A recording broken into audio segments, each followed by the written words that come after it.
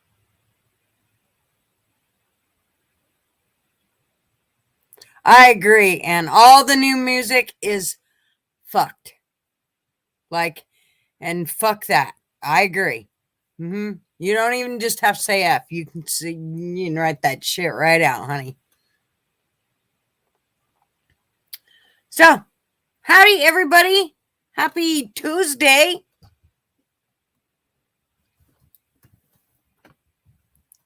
And you know what? I am gonna start playing country, which is gonna start pissing some people off. But you ain't got everybody kind of used to rock, and I like rock, but I'm kind of a country girl at heart, so I like both.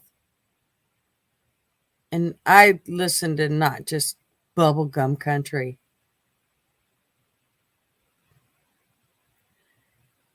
And yeah, my coochie pink, my booty brown. Oh, yeah, no. No, thank you. And if anybody notices that my teeth are dyed pink, it's because my granddaughter got a new lip stain, and of course I had to try it about 5 minutes before I started this. So, and realized that's not my color, but it's okay. Because then I put nude on, and my 12-year-old granddaughter said I looked like I had a butthole on my lips. So, there's that.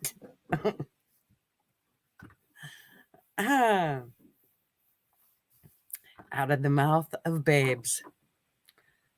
All right, I'm gonna start at the top. As Yank said, stay focused. By the way, your father, he texted me and told me that he's all proud of me because of all the views that I got on last week's live. Hell, you guys, we got a bunch of views. I was all impressed. I mean, it's not normal for our video to get that many. And I almost think it's YouTube pushing it. I mean, from everything I can read by the analytics and all that shit. But I'm also kind of illiterate when it comes. See, I can't even say the word when it comes to that shit. So, that could be a problem. Anyway, so howdy, Tony, who gets the booby. And my coffee's already cold after sitting there. Oh, well, I don't need no more. And Wasp, you don't know if you'll be in attendance this evening. Not unless the pain abates. I hope it does. But if it doesn't, all I can say is 9 times out of 10, ibuprofen works way better than all those painkiller shit. Because it reduces the inflammation, which 9 times out of 10 is where the pain seems to be caused from. And Blunt Man and Arby, I'm sure here somewhere to chime in with the correct news or diagnosis or whatever. So I hope you get to feeling better, though. Jeez. Justine, howdy, ma'am. And Donna, how are ya? And Kai, how are you? And I see Fly Crew with his little eyeballs. And Mishka. Friends from Arizona.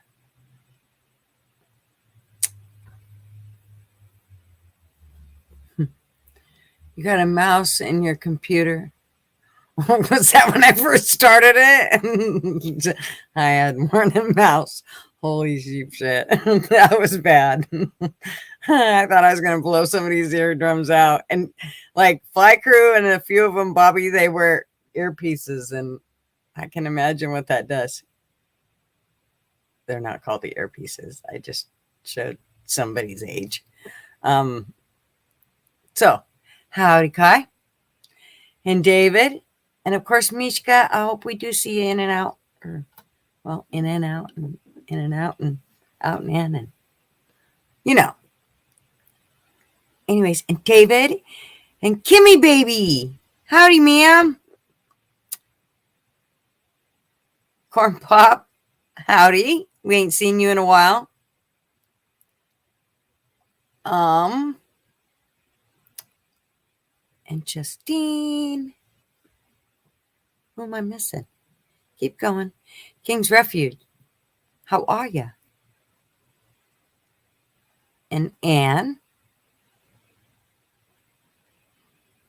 I swear I'm going to get one of those looking glass things. And if anybody is old, like some people are, like in their 50s and stuff, I don't know those people. I know some of those people. But anyways, there was this lady that had the looking glass, and she would see who she would see, and she'd go through the whole classroom or whoever was in, in there.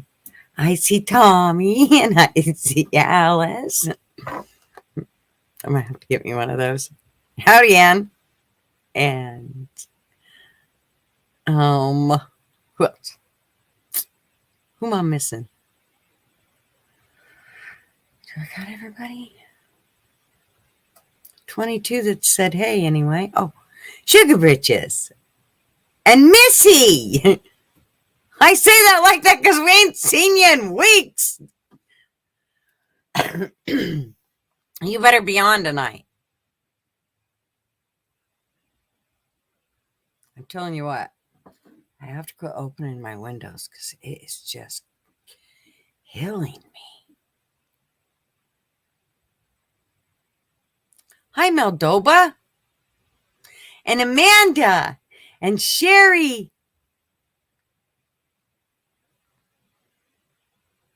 And Maureen.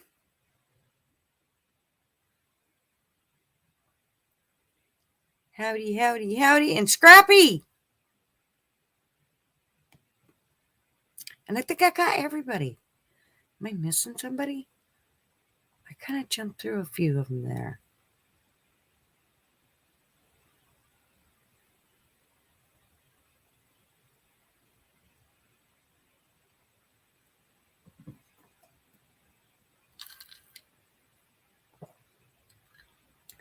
King's Refuge, You Can't Handle Doing the Watermelon Crawl. That's not one of the songs that I really like, to tell you the truth. And I don't like Alan Jackson's song about the fucking Mercury either. I can't stand that song. There's a few of those older ones that I can't, and they're not the real old ones. But those ones bug me. And the song that I hate of all time is Crazy by Patsy Cline. I hate that fucking song like nobody's other. Oh my God, I hate that song.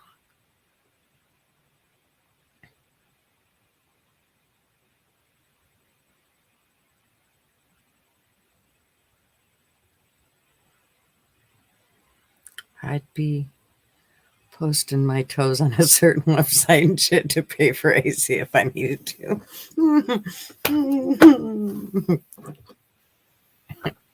Dude, I'm pretty sure they pay me not to post my toes. I'm just saying. Fuck Alan Jackson. Well, back in the day, that Chattahoochee song's in that. I can't stand that song. It gets harder than hoochie. I can't. See, those ones like that, really, I have a really hard time with. But no, Tony, why are you posting those? What's wrong with you, Tony? Did you go corn pop on us or what?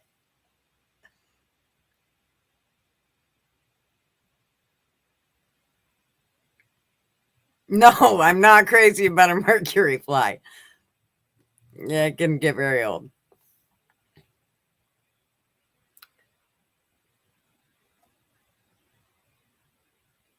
Way down yonder. Oh, yeah, I can't.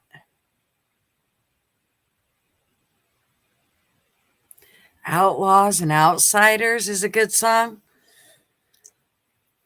I thought I knew all the country songs. I don't know that song. Who's it by?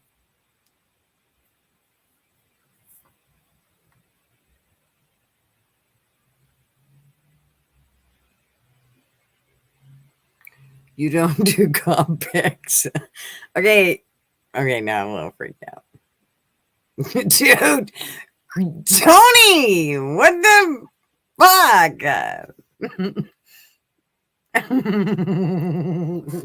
Jeez.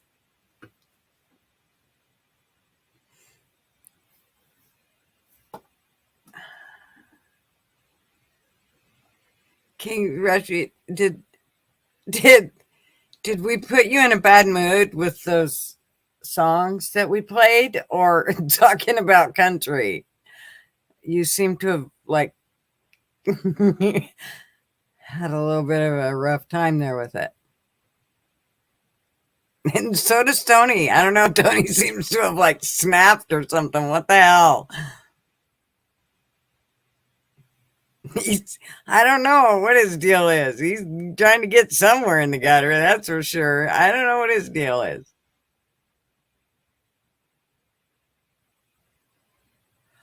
Oh, him profiting off of 9/11? Oh, so he shouldn't have made a song up about it? Oh. There's lots of songs made about lots of different tragedies, and people earn money off it. Do you not like all those people? I'm just curious because I do know of a lot of songs that are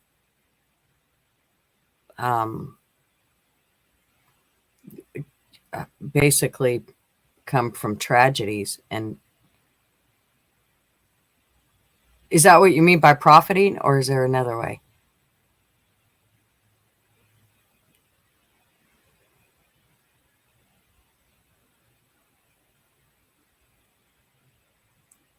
I mean, Toby Keith, he did all kinds of them on the war and all kinds of shit. Anyways, so enough about that.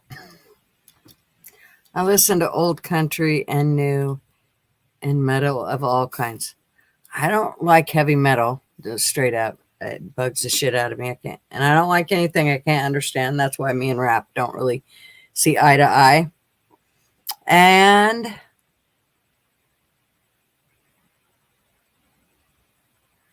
you know, there's not much country that I don't like. I mean, I think I said the ones I don't like on here. So, but I've got to head out for a bit. I'll try to get back before you end. Start training tonight. Start training? Wow, what are you training for? But anyways, have a good night. If you don't get a chance to answer, Sherry, maybe we'll see you later. Thank you, Scrappy. So, I'm just dropping all kinds of shit. So Trump did a statement today, like one of those little ones. I don't know if everybody heard it. And basically just saying what he, will be doing to get shit back on track.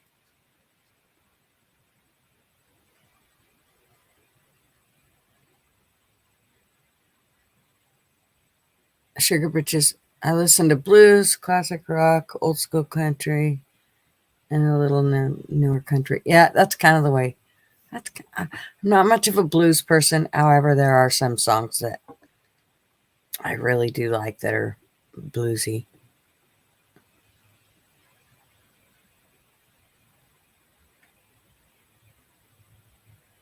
Howdy, Nuck and Bucks.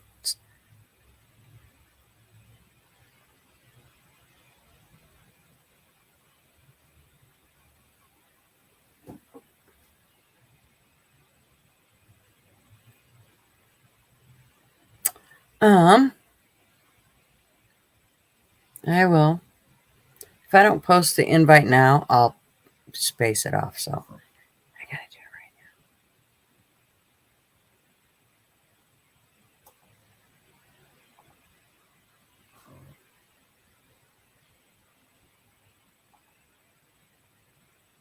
now.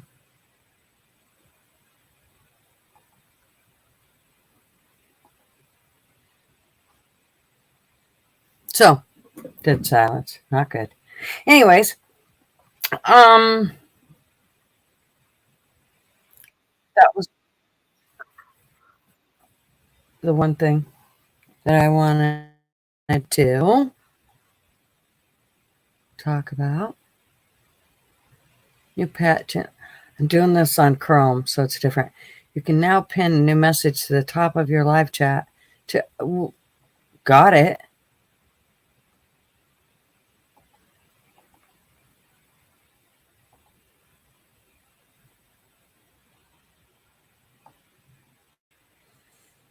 And I have to wait. The heart's in the way. Fuck me.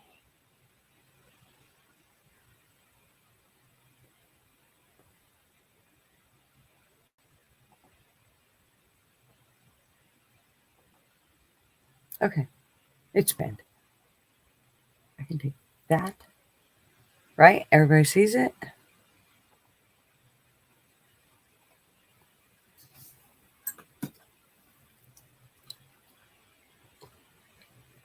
I don't know. Is Ron even a governor anymore? Okay,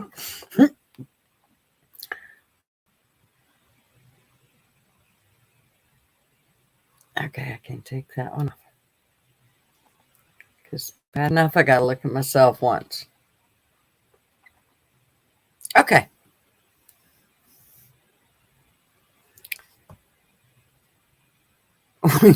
Tony, you woke up and chose violence this morning. Why? What is your deal? Who pissed in your cornflakes?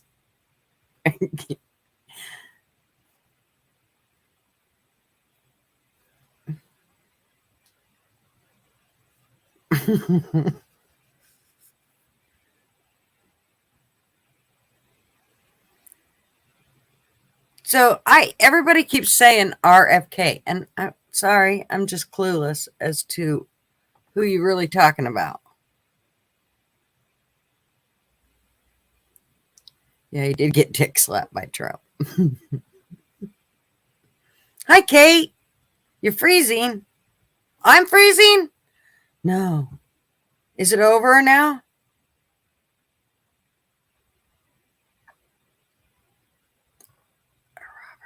No, I don't like him. I don't like him at all. And I can't remember why, but there was a bunch of reasons why I didn't have to go back and look. But guy with a raspy voice. I think I'm pretty sure that's him. But I could be wrong.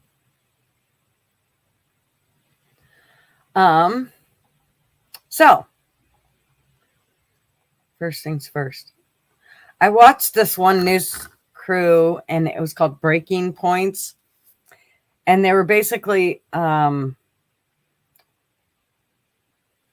about Fox News and how it's kind of screwed them because it's put, I think it's MSNBC ahead of them now because of all the bullshit that Fox News has pulled, that people are just backing away from them.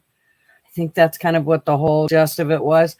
But there was a lot of bullshit that went on with Fox News that Tucker talked about.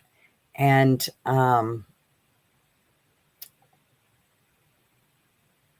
it was regarding, well, first of all, Fox News had posted a thing that said, wannabe dictator speaks at the White House.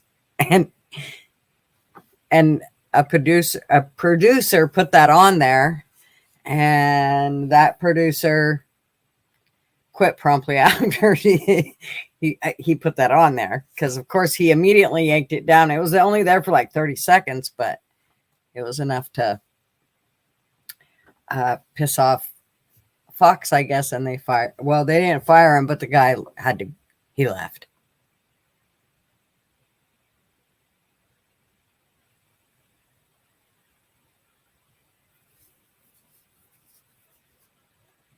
Hey, Bubby.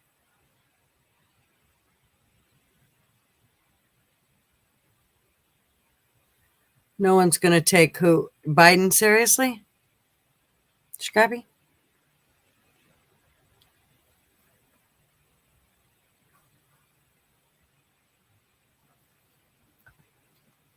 Anyways, Tucker did a whole, I don't know if you guys caught the video that Tucker did.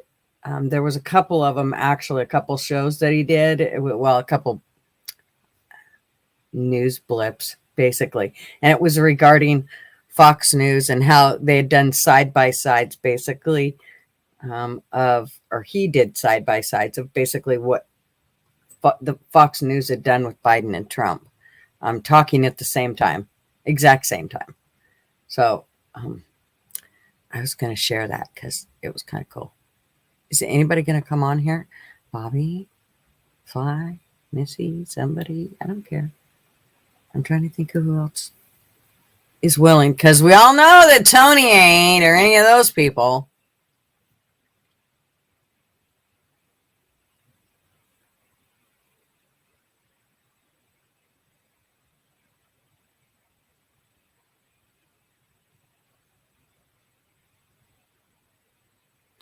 I just got a thing from Facebook that says Facebook admin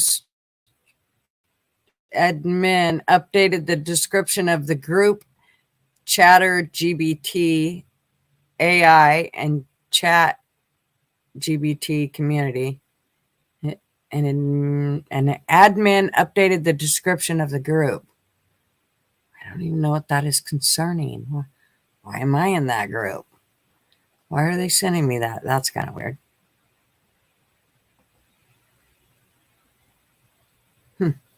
Okay. So,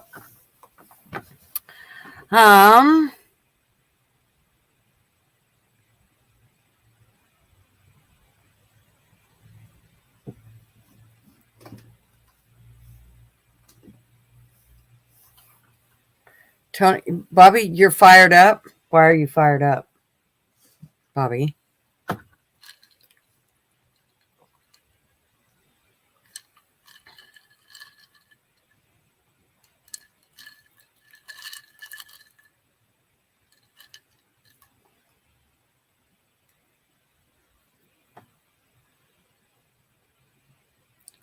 You sound like you're in a tunnel.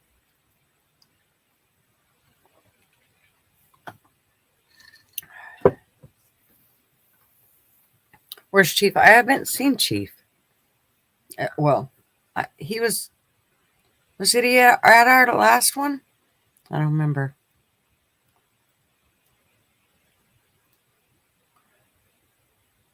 When isn't Bobby all fired up?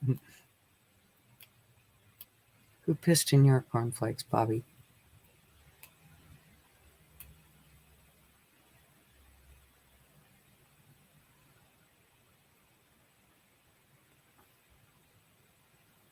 Tony ain't got shit to say. I just want to hurl you racial slurs, you dick.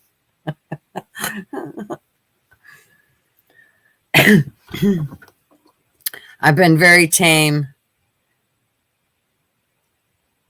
lately, Missy, except for one night I got blackout drunk.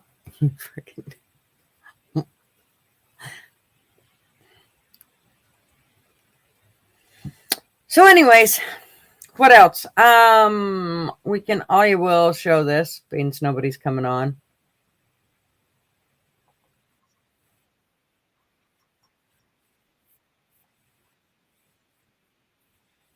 Okay. I'm playing it from the beginning. I may have to pull it out for a copyright, but we'll see.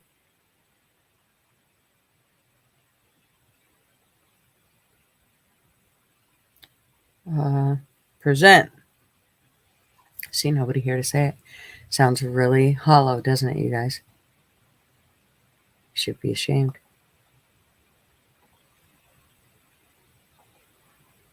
Here we go. Missy girl, thank you. How are you? Hey, good. How you doing? Good. Where in the flying fuck have you been? Well, Do you a couple think weeks ago it was my birthday, right? and it fell on a Tuesday. Right. So I went out for sushi. All you can eat sushi. No, but you're kind of like my dad. Then we didn't see you for 2 weeks.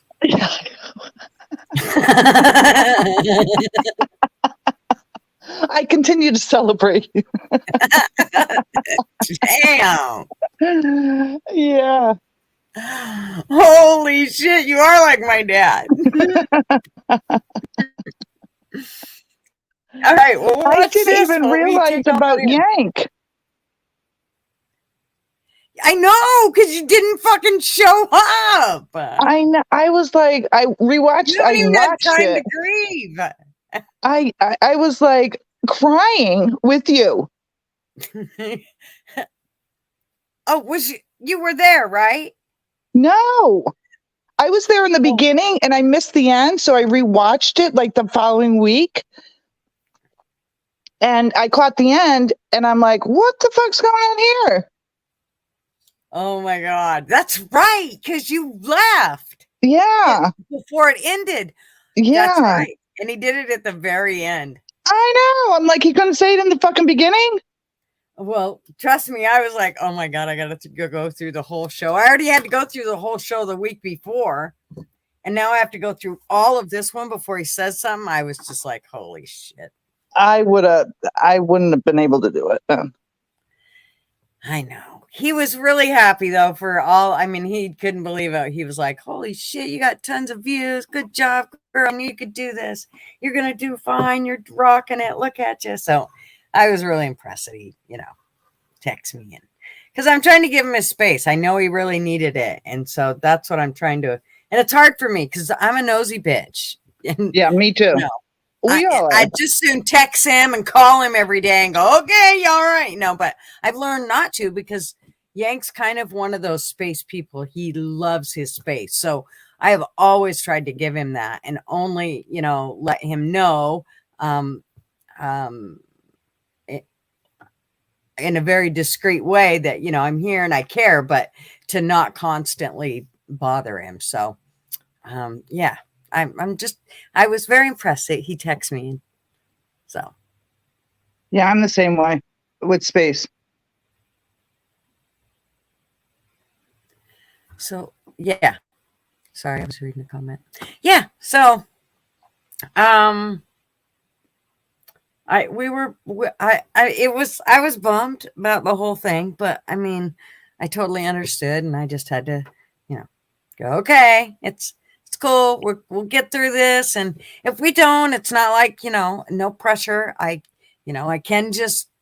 can walk away from it. It wouldn't be, I'd be really bummed because most everybody I would see in Rick's lives, but there's some people that's not there. The other ones I'd probably see in Discord, but there's some that's not even there. And so, and then the other ones, I guess I would see like on Portland Andy or whatever. And so I would get to see everybody, I guess, if I left here, but it's kind of cooler having everybody here, Well, Yank is really active on Twitter.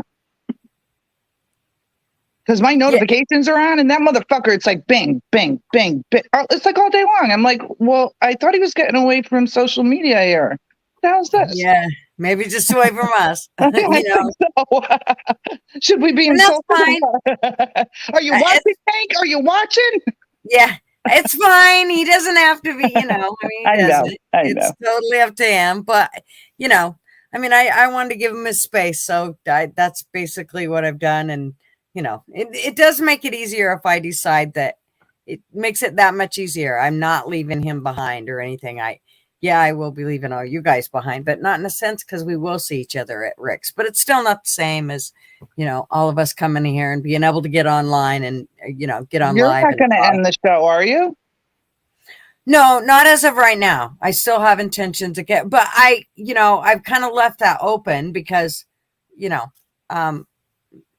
if I wanted to, I could. But as of right now, I do not want to end it. I want to continue with it. And that's kind of where I'm, at this point, I'm still going on, especially after, when you get kind of the adrenaline rush that I got last week, when I just kept seeing the numbers go up for 2 days, I was like, holy shit. They, when you're used to getting 150 views and all of a sudden it jumps to 600, it's like, what the fuck? Oh, that's nice. That's sweet. Yeah. So, I mean, and who knows why? I still don't know why. I think that YouTube did, put it out there a little more. So, and somebody had mentioned the less shit you put in there, the better. We'll see. I'm kind of doing a little bit of experiment. I didn't put as much. I put a little bit more than I did in the description last week. I put more in this week. So we'll see if it makes a difference or not. I think it does, though. I think it does. Because it tells people as to what you can expect. Well, the problem was, see, I would believe that too. But last week I was very discreet. I mean, it was like 3 words. Like, what did I say? I can't Really? Yeah, it was super. I mean, it was very general. It just wasn't a big. I mean, it wasn't a big description at all. And then I put the copyright thing at the end, and that was it. This time I even put hashtags in because I was asked, well, maybe it's because of the hashtags you put in. I said, well, I didn't put any hashtags in. So I don't know what the deal is, but we'll see how it all works out. If you want to keep the views high, just don't bring on Austin. Yeah, he's just never good for views. He's not at all. No, I'm waiting to hear what he says, but he's not. I know, right? He's staying quiet. Did you hurt his feelings? Nah. He's a bit tougher than that. Maybe go ahead. We'll play this and he'll have something to say about it. Biden administration had Donald Trump arrested. It was a pretty big news story. You may have seen it. Just before 9 p.m. that night, as part of its coverage, Fox News ran 2 live video feeds next to one another. On the right, Donald Trump addressed his supporters in New Jersey. On the left, Joe Biden spoke at an event for the Secretary General of NATO in Washington. Beneath those videos at the bottom of the screen, Fox's banner read this way, quote, "Wannabe dictator speaks at the White House after having his political rival arrested." Those words were up for less than 30 seconds, but the effect was immediate. Inside Fox, the women who run the network panicked. First, they scolded the producer. For a decade, he was considered one of the most capable people in the building. He offered to stay for the customary 2 weeks, but Fox told him to clear out his desk and leave immediately. Then the wannabe dictator line, quote, "The Chiron was taken down immediately," Fox's PR department said, and then added ominously, it was, quote, "addressed." That was all true, but it was not enough to save Fox News from the ensuing scandal. For a time in the rest of the media, Fox's assessment of Donald Trump's arrest seemed to overshadow Trump's arrest itself. Suggesting that Biden is a dictator, declared the Washington Post, quote, "crossed the line." Alexander Vindman agreed strongly. Vindman is the perennial MSNBC guest and full-time Ukraine promoter you may remember from Russiagate. On Twitter, he demanded that the Pentagon pull Fox News from all military bases. It is, quote, "absolutely unacceptable for American Forces Network to carry programming that directly, spuriously attacks the commander-in-chief of American Armed Forces," Vindman wrote. In other words, Joe Biden must ban all criticism of himself because that's what non-dictators do. John Cusack went further still. "For the crime of calling Biden a dictator, Fox should be shut down," wrote the 80s era movie star. Quote, "The government has to take away their broadcasting license," and so on. It was all over the internet. Democrats were very, very angry. But why were they angry? If the banner on Fox was false, why the hysteria? Lies don't seem to bother anyone anymore. If some cable news producer had called Joe Biden a genius or accused him of being secretly Sudanese, would anyone be yelling about it? But calling Joe Biden a wannabe dictator, that stung. So you've got to wonder, if you're being honest with yourself, is Joe Biden a wannabe dictator? That question came up yesterday at the White House briefing. Here's how it went. Let's say Fox News wannabe dictator, and I'm wondering if the White House has any comment on that. So look, there are probably about 787 million things that I can say about this. that was wrong about what we saw last. But she ain't gonna say it. She could say 750 million. Is that what she said? Different things she could say, but she ain't gonna say it. I just want to point that out. Look at that's a toilet brush. See it? This one's got a striped shirt on. But the White House has I think I just commented. Oh, no comment necessary. Of course, Joe Biden's not a wannabe dictator. Just because he's trying to put the other candidate in prison for the rest of his life for a crime he himself absurd. It takes a lot more than jailing your political rivals to earn the title wannabe dictator. That's the consensus in Washington tonight. And in some ways, for once, the consensus may be right. It is not a small thing to be a wannabe dictator. It's quite a process. There are a lot of steps. First off, there is the money. The one thing that all dictators have in common is they enrich themselves and their families, their tribe.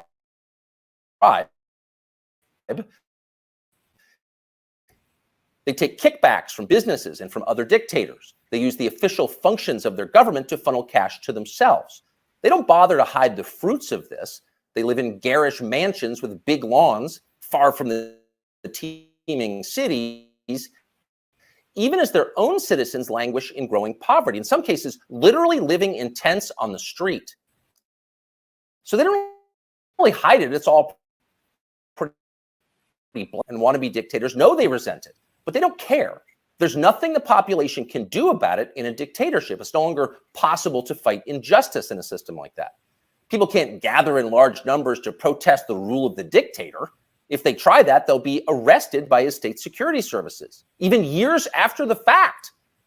A visit from men in body armor at the breakfast table, that happens.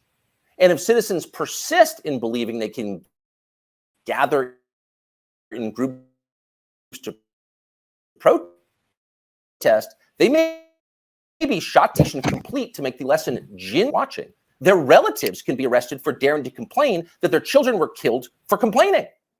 That actually happens in some places. Ask Ashley Babbitt's mother. Here she is in handcuffs. You're arresting Ashley Babbitt's father. You murdered her inside the Capitol. Now you're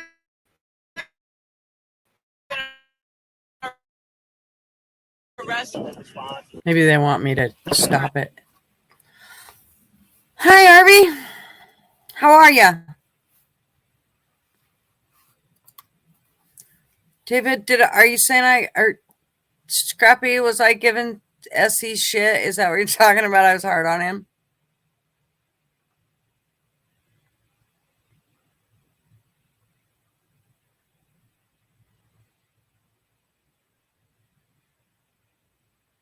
Video skipping. Fly, see, if you were on here, you could tell me that like right away. Yeah, it's lagging. Okay, well, I stopped it because I think they like you to talk, or I don't know what the deal is. But anyways, we kind of get the gist of the kind of, I guess we could finish watching it. There's 6 minutes left. But Yeah, play it. let's see what happens. So don't be like Ashley Babbitt's mother, much less like poor Ashley Babbitt. She's dead now. It's not just public protest that would be banned from your own home. Unauthorized opinions expressed on the internet would be censored. Go too far, press too deep, tell too much truth, and they'll just erase your opinions. They have no choice, really. It's a matter, as they say, of trust and safety. You must trust the leader, or else you will jeopardize his safety. Not that you really can jeopardize his safety at this point. The leader has nuclear weapons, and you don't. He'll remind you of that from time to time. And in any case, you're in the process of being disarmed anyway, along with everyone else who has shown questionable loyalty to the leader. Those who support the regime can keep their weapons and use them freely, including on public transportation. That's a core civil right for them. But for those who dissent from the programs, self-defense is an unaffordable privilege Turn in your guns, Mr. and Mrs. Peaceful Opposition. You're a danger to society, and we know who you are. And in fact, the wannabe dictator does know who they are because he knows everything. Technology has made him all-seeing. A report in Wired magazine just this week revealed that the highly non-dictatorial Biden administration is busy tracking the phones of millions of Americans without their knowledge and without bothering to get a warrant. And at the same time, the same non-dictatorial administration is stockpiling a massive trove of damaging information about these same Americans to be used at some point, we are sure, for entirely noble purposes. So the administration now knows everything: where you spend your days, who you talk to, what you think, your porn habits. Not a big deal. The administration already knows what you buy, of course, because they've leaned on the big banks to turn over your confidential credit card information. Not because anyone here is a wannabe dictator, to be clear, but just because. It's nice to have that information, just in case, in the words of the Fox News PR department, a situation arises that needs to be, quote, addressed. That's all totally normal. It's not a dictatorship, okay? But in the end, the main reason you know Joe Biden is not a wannabe dictator is because he just does not fit the profile as a man. Dictators have that look. You know one when you see one. Dictators build cults of personality around themselves, and they use those cults to deny the glaringly obvious. In his later years, to name just one example, North Korean dictator Kim Il-sung developed an enormous baseball-sized tumor on the back of his neck. It was huge. It was grotesque. It was right there. You couldn't ignore it. You couldn't possibly not see it. But in North Korea, state media did ignore it. They pretended it didn't exist. And so, in some important sense, it didn't. If a tumor grows on a neck, but no one acknowledges it, is it really there? Thankfully, nothing like that is happening in our country or ever will. If journalists would say something. This is not North Korea. Is it glitching again? I feel Yeah, a like little I bit. started But twirling how much there. is left of it? How much is left? That's what she said.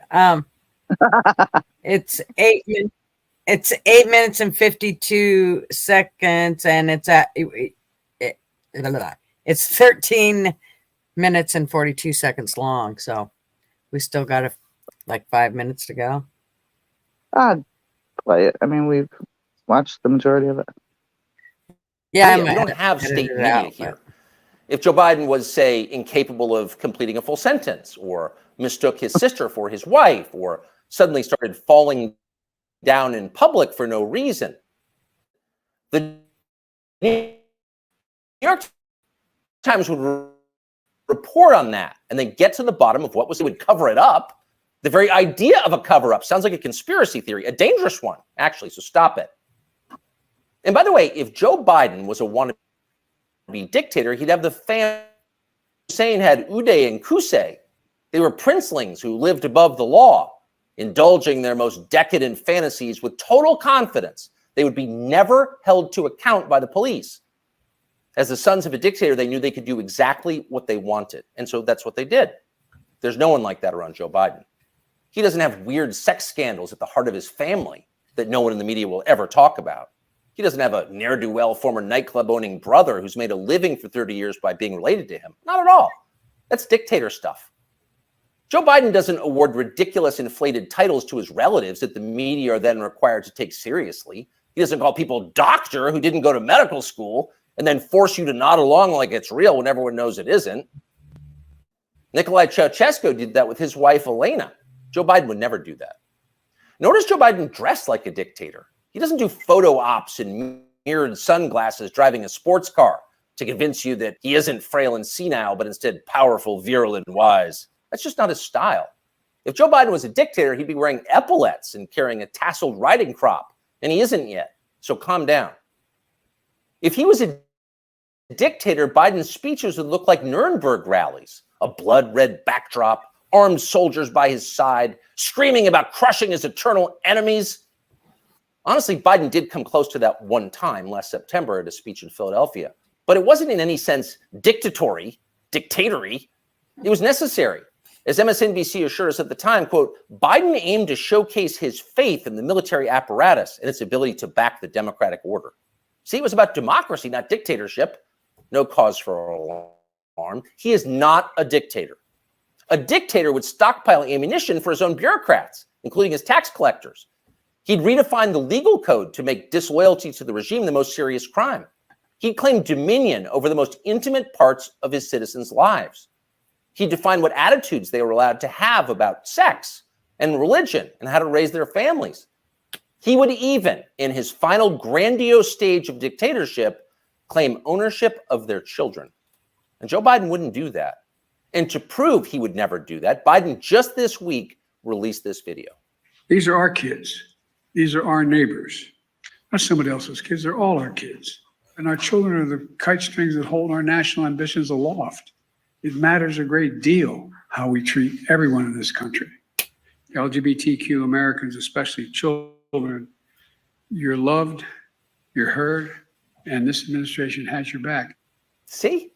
Joe Biden isn't saying your children belong to him like a dictator would. He's saying something very different from that. He's saying America's children are, quote, our children, not his alone, ours.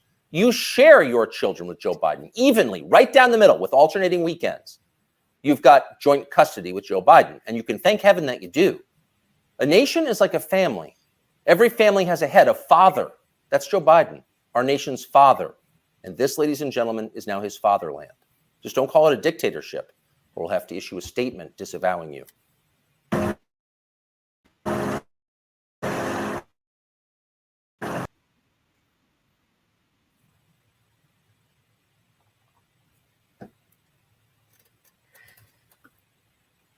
All righty. So the next, there was another one that was hooked to that one, but because Did you I don't see want the Bobby- clip?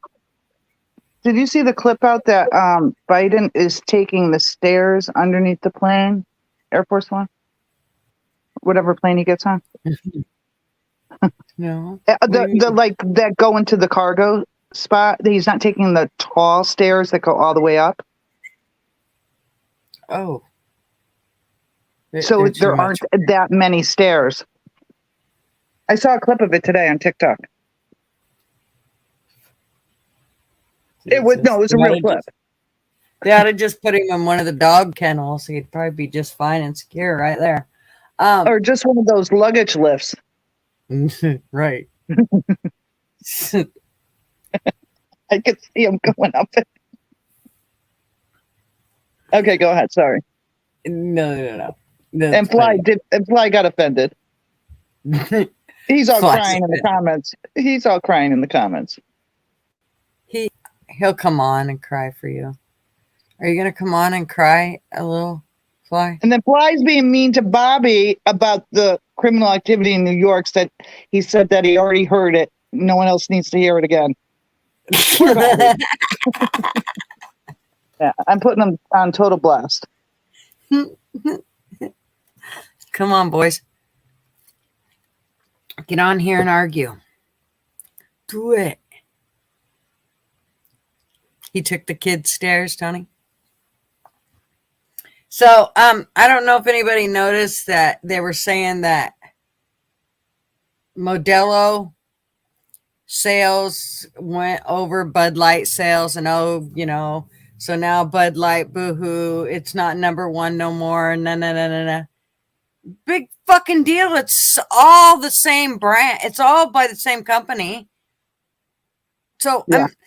when they say that, I mean, do you realize how many everybody needed to, you don't boycott Bud Light. You really have to boycott Anheuser Busch, and holy shit. Did anybody know about all these beers? Yeah. I mean, there's some They of them own I've never a heard of. lot. Yeah, they own a lot. I think like all of them. And the whiskey too. it's all And the whiskey. Yeah. And then they have these partnerships with these other guys, with all these ones.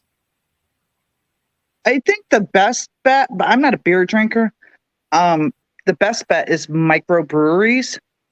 Modelo isn't Coors, David, you bonehead. Look at right there. What? You I bonehead. mean, Jesus. I said it right there for how long? Oh, Austin, shut Did you up. see it? Okay, sorry. You were Now he's saying. being mean to Tony.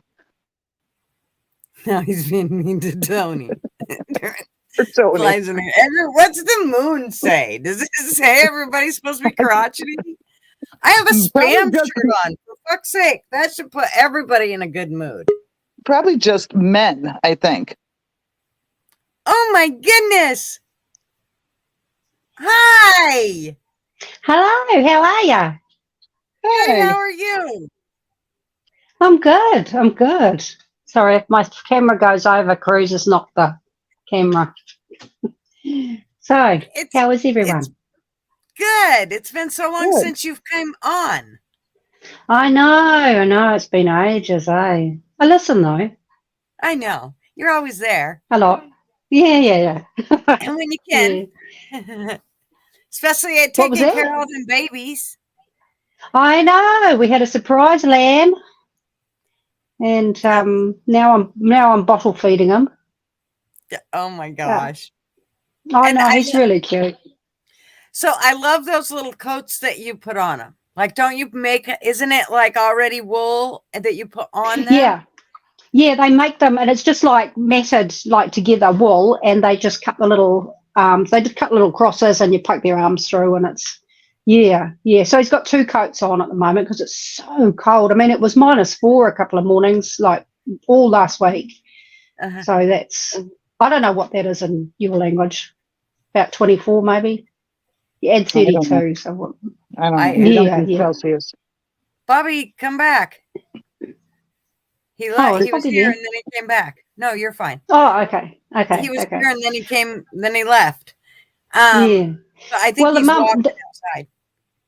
Oh, okay. I think what happened is we've got some rescue goats from the wild. Well, one was from the wild and one was a rehome.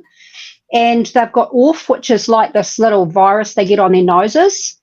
And they've transferred it to the sheep. And then the sheep, when she had her baby, she licked the baby off and she had these spots on her nose. And now she's got them on her udder. So she doesn't want to feed them, but she loves them so much. The little Gilligan, the lamb. Hi, Bobby.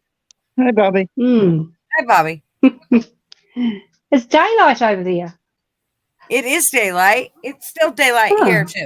Where are you, Bobby? I'm in the dark. No, Bobby's in New York, New Jersey. New Jersey, somewhere. I can't hear you though. It's still light out? I'm in the dark.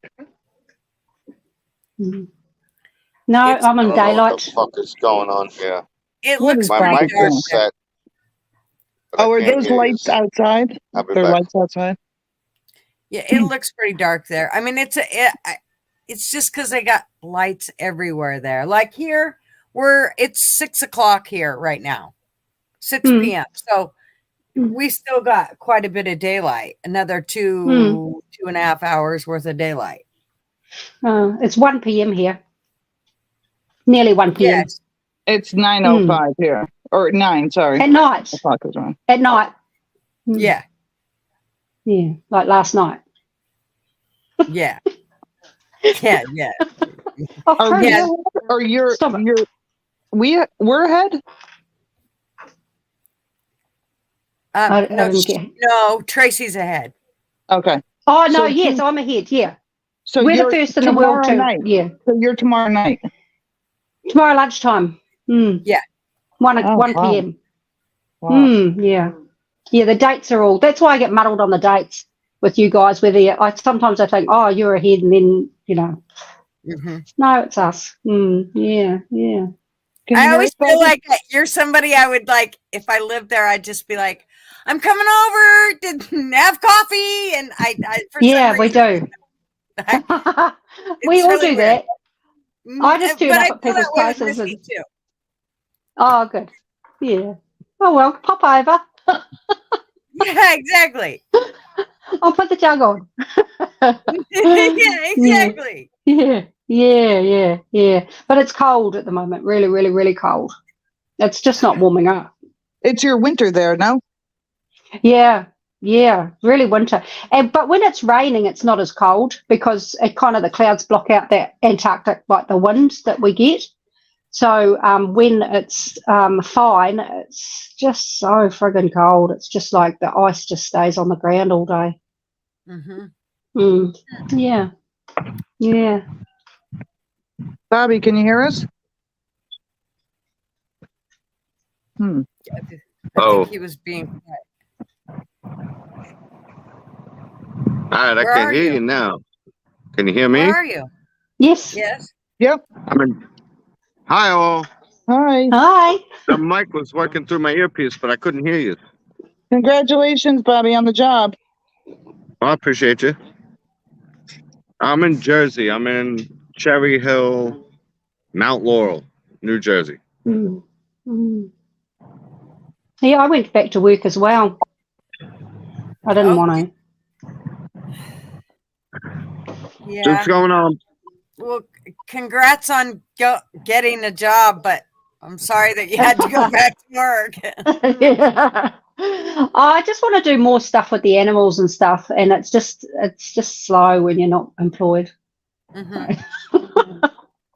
So I went back and I thought, I'll do a few more shifts, and and then I can have the school holidays off to have the grandkids, and should be good. Yeah.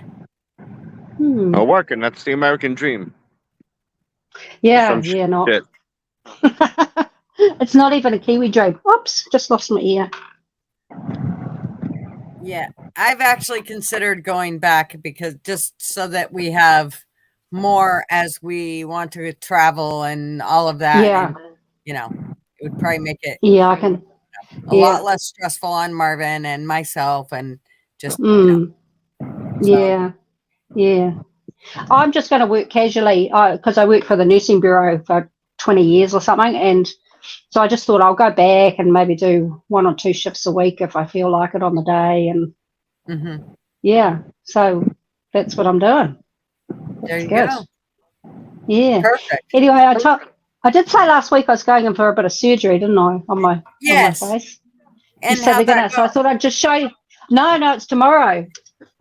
I thought it was today, but it's tomorrow. Yeah, thanks. I thought I'd show you my face before they brutalise it and give me some scars. My daughter-in-law goes in all the time and has little spots removed, and every time she goes in, I'm just like, oh my gosh, I hope they don't, scar her too much. Which I know, really delicate skin, anyways, because she's a really fair complected girl, and so she's same.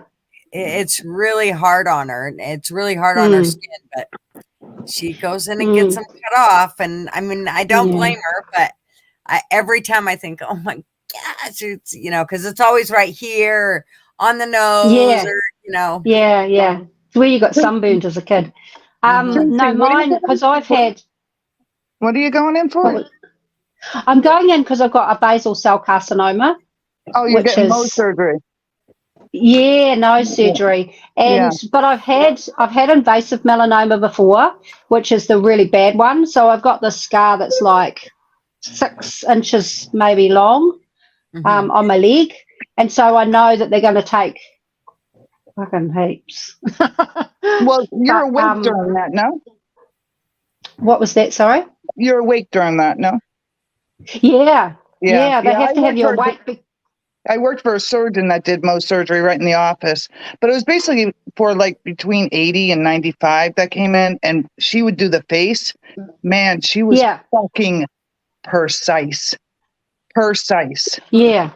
Because they do it, and it's only like a few minutes to take it off, and then they've got to wait an hour in between to see if they've got everything, and then you've got to come back, and they could do it 3 times, and they said I could be there for up to 6 hours.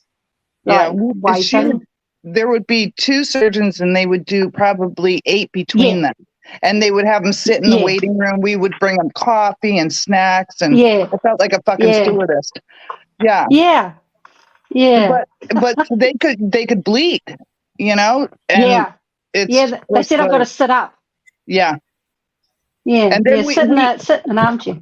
We had a lot of people pass out. And it was mostly men, all men. Oh, okay. Yeah. That'll be all good. Always men. Imagine There was that. one lady, and the rest were men. Fucking pussies. I tell you. Yeah. And when they were out, we'd be laughing, but we'd be helping shit, get them up and stuff. Yeah. Yeah. Like, my God. Yeah. Yeah. Yeah. So that's going to be fun. But it's like a successful reconnect. surgery compared to years ago where people died of it. Oh yeah. Yeah. Yeah, I know. Yeah. Yeah. It's kind of be like a bit of a root canal, I suppose. I don't know. I think I take the root canal. Oh, well, Really? I'll let you know. I've watched, because I'm an expert at it now, because I've watched like 3-minute videos on YouTube. So you got it. You're good. Hell, you could probably do it yourself. Yeah. I mean, So anyway, I'll let you know whether YouTube's correct or not. Yeah, see how we get on. maybe you should do your own YouTube video, like the whole procedure. I was gonna do it, and I'll just see how I get on, because I haven't been able to. I mean, I have got a channel, but what I do is I just put the videos up, and I haven't like joined two together, and I'm not sure how to do that. So if I video, then I'm going to have to figure that out to link them all up and do it into one video. Right, but at least you would have them all. Just I'll have them all, and then see how Yeah, that's what I thought I'd do. Yeah. Anyway, I'll see. I have watched a few, and man, they get some views. Yeah. God, they get some views. YouTube has an editing tool on it. So I didn't know. Yeah, and you can go into your YouTube studio and edit your video. Oh, really? Yeah. Oh, because I've been trying to do it on my phone, and I was like, how do you join two videos up? And that's why I've been putting part 1 and part 2, and it's just a pain in the butt. But anyway. Yeah, you should go to your YouTube studio when you just got time, and you can look through it, and you'll see all that stuff in there. You'll see the editing tool and everything. Oh, okay. Oh, that's good to know. I never knew that. Well, nobody I know has a channel, so. Right. Except for us. Guys. Yeah, except for you guys. Yeah. Tracy, I got a question for you. You're the one that drew the pictures for Rick, right? Yeah. Yeah. They are fabulous. You definitely have talent. Oh my God. My grandmother was an art teacher, and she always encouraged it as a kid, but we didn't have a lot of contact because we were like all over the show and in Australia and stuff, moved to Australia. So apart from that, I haven't had any lessons or education. So it's all just been trial and error. And so I have thrown away a huge amount of art. I have too, though. I've been drawn since I've been a kid. It's just been, I'm like, I don't need that. I don't need that. Just same. Yeah. Throw it away. I just can't do people. Yeah, always. No, I don't do people. Yeah. I don't do people. I've done a lot of animals. I mean, I've done a few animals. I like just making it rubbish, really, stuff. Just whatever. Well, it's beautiful. I just putter around. Thank you. That's good. Oh, Crew, stop it. He's going to knock my phone over. I used to deal with a lot of clay, and then once people started like wanting me to build them something specific, then I put lost the clay down. Yeah. Yeah, I was done. Yeah. I did try, but it took the fun right out of it, and shit just didn't turn out like I wanted it to. Yeah. I was I was big on the wheel. I liked the wheel in high school. Oh, that would have been fun. Yeah. I did that too. Yeah, primary. Yeah, I love that. Yeah. I just bought a little thing of clay actually the other day, and I thought, well, I'll get into it with the grandkids. But it's really expensive. It's like $20 for a little block. It's wicked expensive. Yeah. All the art supplies are crazy. Crazy expensive. Don't lick my face. It's like $40 to $60 just for a tube of paint for my paint. Yeah. It's like just for one color. I should get all my my clay stuff together and sell it. You should. Yeah. Yeah. Or But do it again. Even at Michael's on a sale, it's crazy expensive. Yeah, I should do that. Yeah. Yeah. Hi, Bobby. Bobby's not saying much. Bobby's quiet today. Hi, Bobby. How are you? Oh, he's on mute. Why is he on mute? Is he on the phone? No, I'm letting my phone torch a bit, and I didn't want to interrupt the conversation. Y'all were having a great conversation. Oh, okay. Bobby, you're so sweet. Mm. Yeah, I'm a bit tame nowadays. I wouldn't say tame. For those of you who don't follow the Facebook, I'm a bit tame. I won't have it any other way. Now you know why I changed my age from 29 to 39. Because when I'd say 29, people did that same thing I just did. Fucking they'd lose it. They're like, yeah, right. Yeah, well, I'll put it to you this way: no more shots for this boy. Why? Yeah. Maybe just get you some apple juice and call it a day there, buddy. You want to put it in a bottle, Bobby? No, you gonna feed me? Ain't that far. Shit. No, I'm not. No, my phone needs a breathalyzer. No. Yes, it is fun. His mouth needs a breathalyzer. That's what needs a breathalyzer. Just fucking glue that sumbitch right to his lips. After so many, he's done. That's it. You know I'm right, Bobby. You know, you're lucky my earpiece ain't working tonight, or I'd be running that rant ticker tired.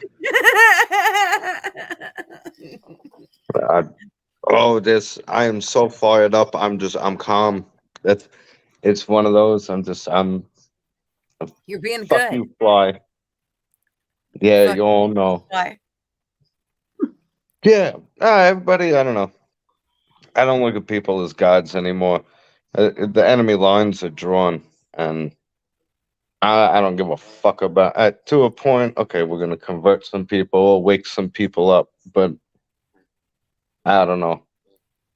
There's two sides of the line, and there's the rulers and the ruled, and I don't think people understand the importance of it. America's gone. We're fucking gone. This country's gone. Oh yeah, I think we all know where we're at.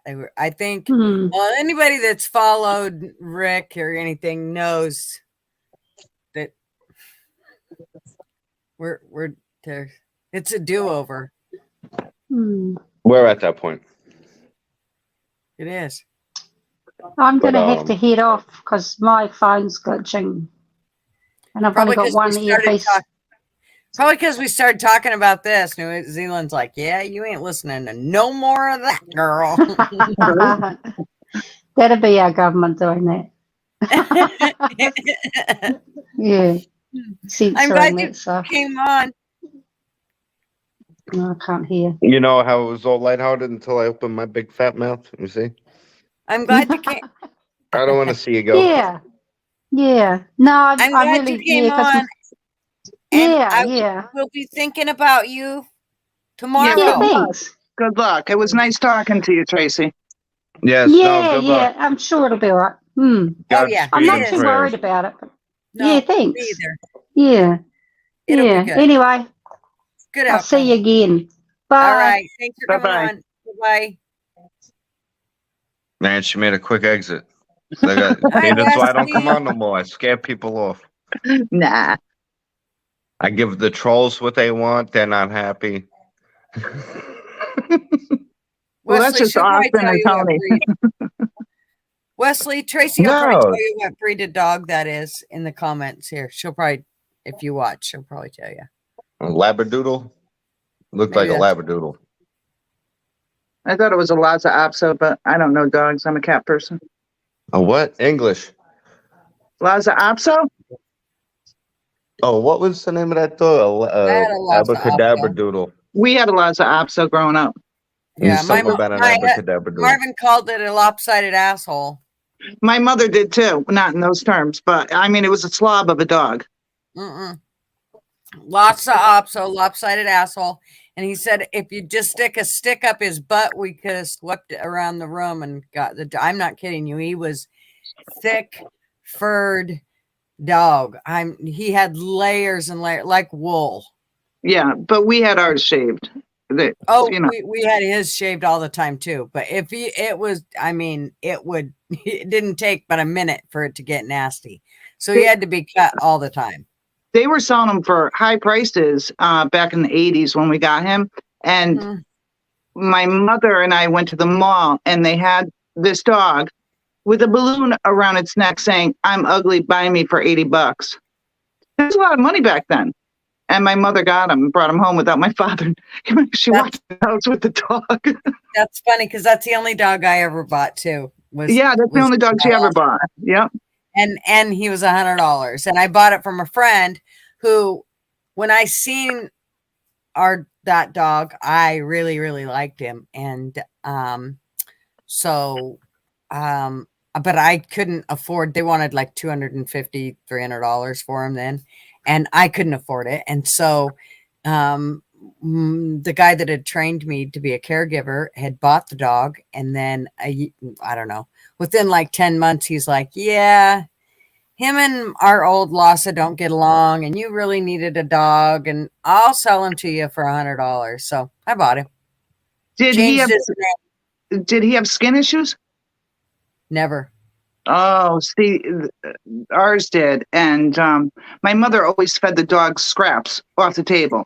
And we had salad every night, Italian family salad every night, with just oil and vinegar and some seasonings for this salad dressing. Mm-hmm. And she puts the salad down by accident, leftover salad. And he loved it. So she fed it to him every night, just a little bit more of the dressing he liked. And it cleared his skin up within 3 months. Huh? Yeah. Nice. Yeah. He was bad too. Yeah, my daughter had a dog that had really bad skin issues. Oh my gosh. It's expensive at the vet. It was awful. Oh my God, it cost her all kinds of money, and it never cured him. And oh my God, that poor dog was miserable. Mm-hmm. You know, they say a lot of the dog food has like wood pulp and shit in it. It's dead has food. shit There's in no it. nutrients.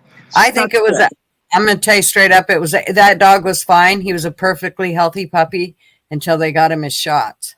Mm-hmm. I tell you. But they got And a you know what? thing out. You know what? Let me tell you something else. My granddaughter, she was fine until she got her shots. And then she has psoriasis. Plaque psoriasis too, the really bad one. My best friend has had that her whole life, and it's not good. And my grandson didn't have any skin issues at all, and now after his third bout of shots, he broke out with that, put him in the hospital. And before that, actually the first round of shots, he came down with eczema. Was it that one? Or I think it was. Yeah. And so then after that, then he had another set of shots, and that's when he was put in the hospital. His whole body was covered in spot. It was awful. His temp went up. It was scary as hell. I thought he was going to die. It scared the shit out of us. And I believe it was the shots. He got his shots on a Thursday, and he came down sick on a Friday. Yeah, you said that when it happened. Mm-hmm. I was fucking pissed. I'm still pissed. So, anyways.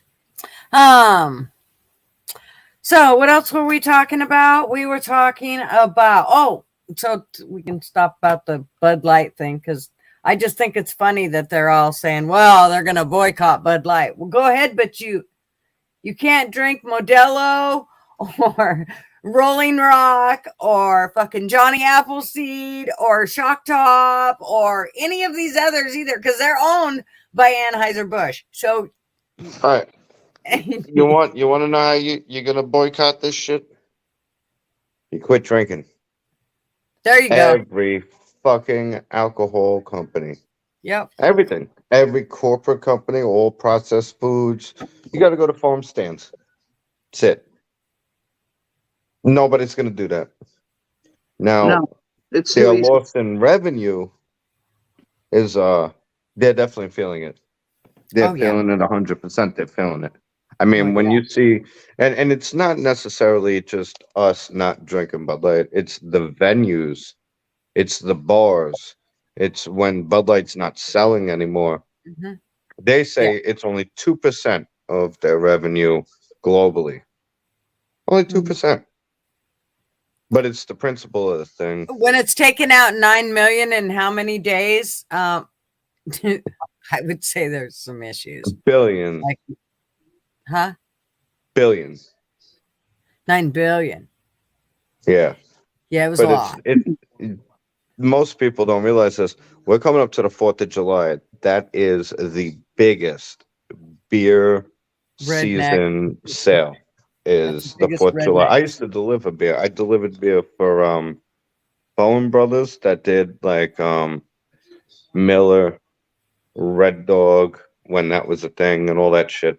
And then I did Claire Rose, which is all Budweiser, Heineken, and Bud Light and shit. Michelob. 4th of July was our biggest. That was the craziest time. Not Super Bowl, not Father's Day, not Memorial Day. It was 4th of July. We're seeing a lot of people pull back on this shit. I've been putting out a lot of stuff from Gays Against Groomers and libs of TikTok. I've been putting up a lot of videos of people detransitioning, giving out warnings and shit. They're sterilizing and mutilating children, and that's really where we drew the line. It's not like we're homophobes or transphobes. I'm not in fear of any of these people. I don't have an irrational fear of it. But what I think you're doing with children's fucking disgusting. And it's coming from the same people who fight for abortion. You want to, if you can't kill the infant, you're going to mutilate and sterilize them. They say that, oh, there's a trans genocide happening. There is. By the trans community. They're sterilizing kids. And you could have a child believe in the Tooth Fairy, Santa Claus. Don't cut an 11-year-old's penis off because he wants to experiment with Barbie dolls. Because I'll tell you, it ain't about the kids. That's about the parents. The parents that have their children mutilated like that, they're suddenly special. I have a trans kid. I'm someone special. I could speak on this. It's all about the parents. It's almost like Munchausen by proxy. It's not even about the fucking kids. And now you got states passing laws that if you don't do it's all right, first of all, it's not gender affirming care. It's child mutilation. It's child sterilization. Let's call it for what it is. Child You're abuse. gonna take a child and mutilate them and change sexes. And it shows that I think about 80 to 90% of these people that undergo these surgeries never experience an orgasm again for the rest of their life. I think here's the deal. We can all say, well, I don't care what you do as an adult. You can do whatever you want as an adult. But, you know, those are the sick motherfuckers doing this shit. So you can all sit there and say, well, he can be a tran if he's just a tran. It's that kind of sick mindset that's gotten them down to the lowest form, right below fucking the pond scum. So when people say, well, trans, it's okay. Trannies are all right. It's okay as long as they don't have anything to do with this whole child mutilation bullshit. Well, I'm sorry, but I think that's where the sickness starts. Actually, I think it starts before there, but we've had this discussion before, and a lot of people don't agree with me. So I think it starts way before there. I think there's mental illness way before the whole trans thing. And I want you to show me somebody that's the big thing is identity. Not gay. There's an identity crisis in America because we've had it so easy for so long. You're not forced into your role in society, and you're not forced to eat those kibbles and bits. In America, you could be anything you want to be.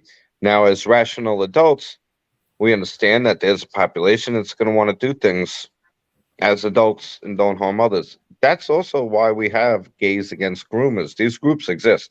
Not all gays are groomers, but all LGBTQ members are Marxist, and they are fucking they're child predators. They want to bring pedophilia into the forefront. I'm sorry, I will never look at a pedophile as a sexual orientation. You should be thrown in a cage and burned alive. If you want to look at a prepubescent child and you get sexual arousal, something in your brain ain't wired There's- right, Yeah, and you you're should not be a part of society. That's Hang right. on. There's a big difference here. And the gay community, the original LBG, lesbian, bi, gay, or LBG, lesbian, bi, gay, whatever, that got hijacked, just like BLM. It's all Marxism. LBGTQ. The problem is the lack of hobbies, identity. They need a focus. And they told people that identifying as a certain sexuality is now your entire identity. And anybody who disagrees with it, they're attacking you. So these people lash out because they feel like, yeah, well, if you disagree with whatever one of the 72 fucking genders I identify as, you're attacking me and my entire belief system as a person. You're attacking me personally. This is a personal attack. And they're in this hive mind of, I gotta go along. I'll put it to you this way. There's video. I'll upload it later. I'll upload it to Discord. There was a lesbian and a gay dude, and they were gays against groomers down at this whatever Sisters of Perpetual Indulgent bullshit with the kids. And they're like, this is not okay. You don't fuck with the children. They're children.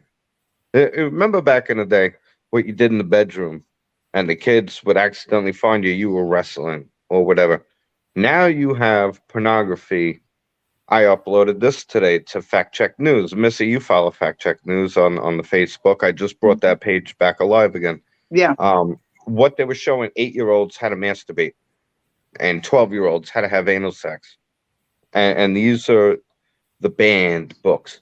The bad, scary banning. We're banning books like the fucking Nazis. No, we don't want 9-year-olds playing with each other. They're telling kids to experiment, to be promiscuous. I'm sorry. I'm not okay with that. Once you go after the kids, that's where we draw the line. Don't give a shit what you do as adults. Yeah, the gloves are off. Yeah, The gloves are off. But Bobby, I got a question. I'm different. I'm different about that because I think it takes that whole sick mind. It starts with that whole sick mind when you say, I don't care what you do as adults. Well, when you do that, no matter how good you are at saying, well, I don't agree with that, that sick mental illness that you got going on, it fades down into the rest. And so, well, it's a slippery slope. I agree with you. Yeah, so we let's all not warned fucking about go the slippery there. slope. I would imagine, let me ask you a question real quick.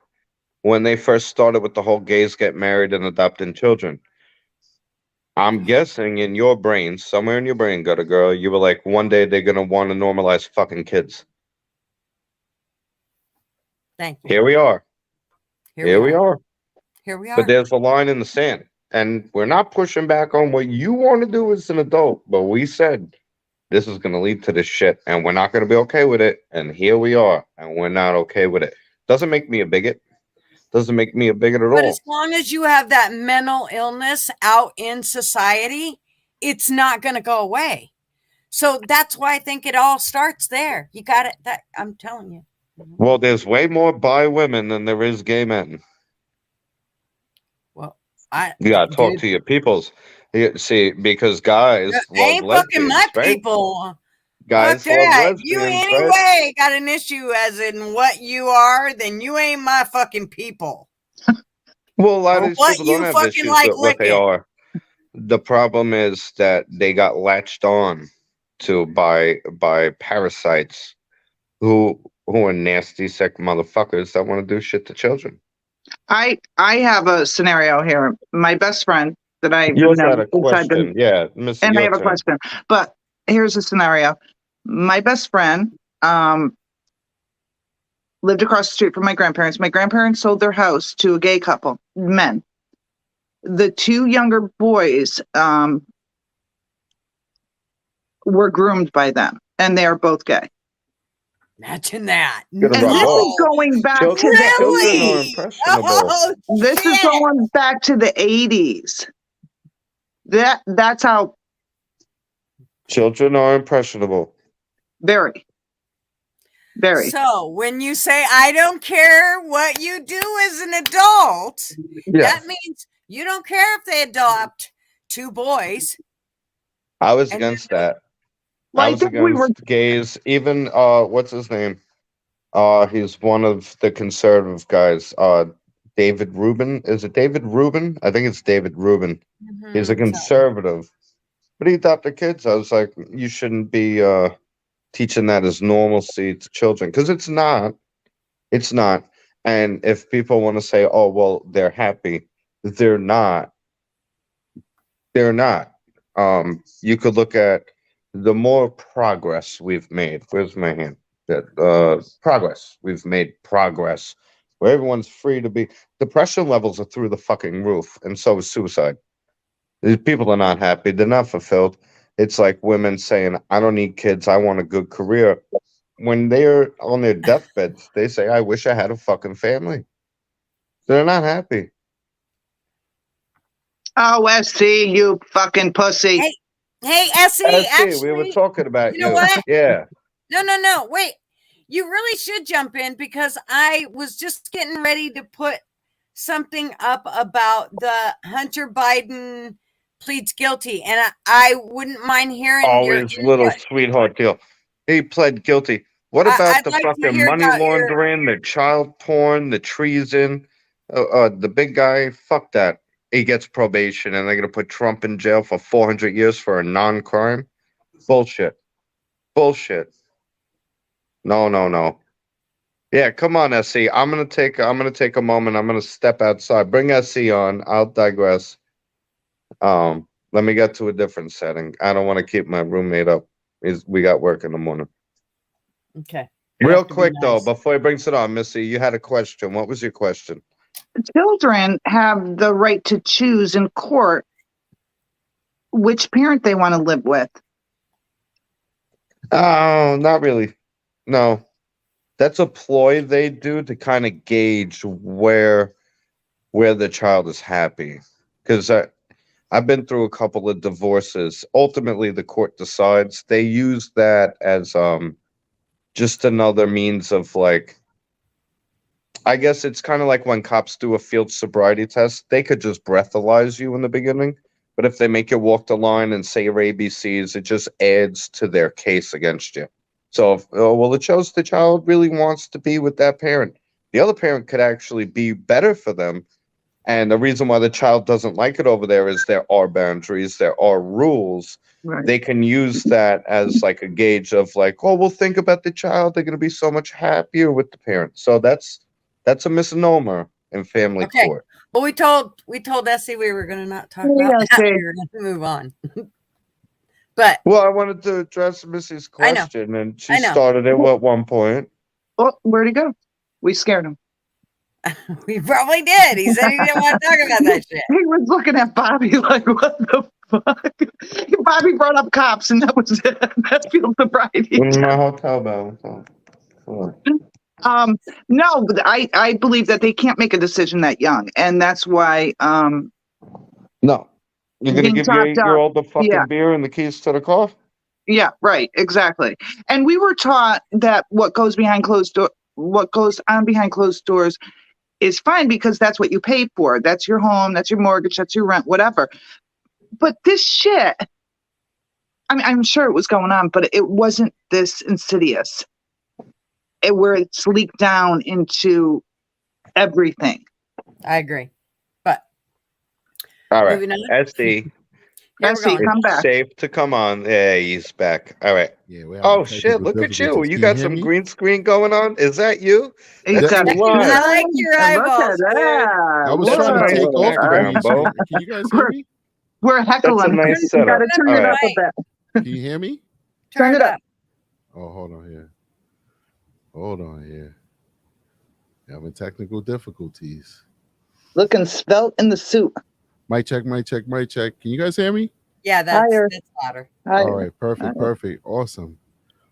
Yeah, I just came from work. I'm supposed to be on the Johnny Walker Dread show, but he hasn't hit me up with the link, so I'm still here. If he hits me up, I'll have to bail out.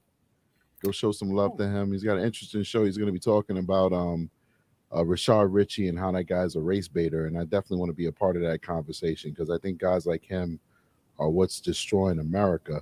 Yeah, you guys know there's just some things I can't talk about due to my unique position. Right. And these lobbies are very strong.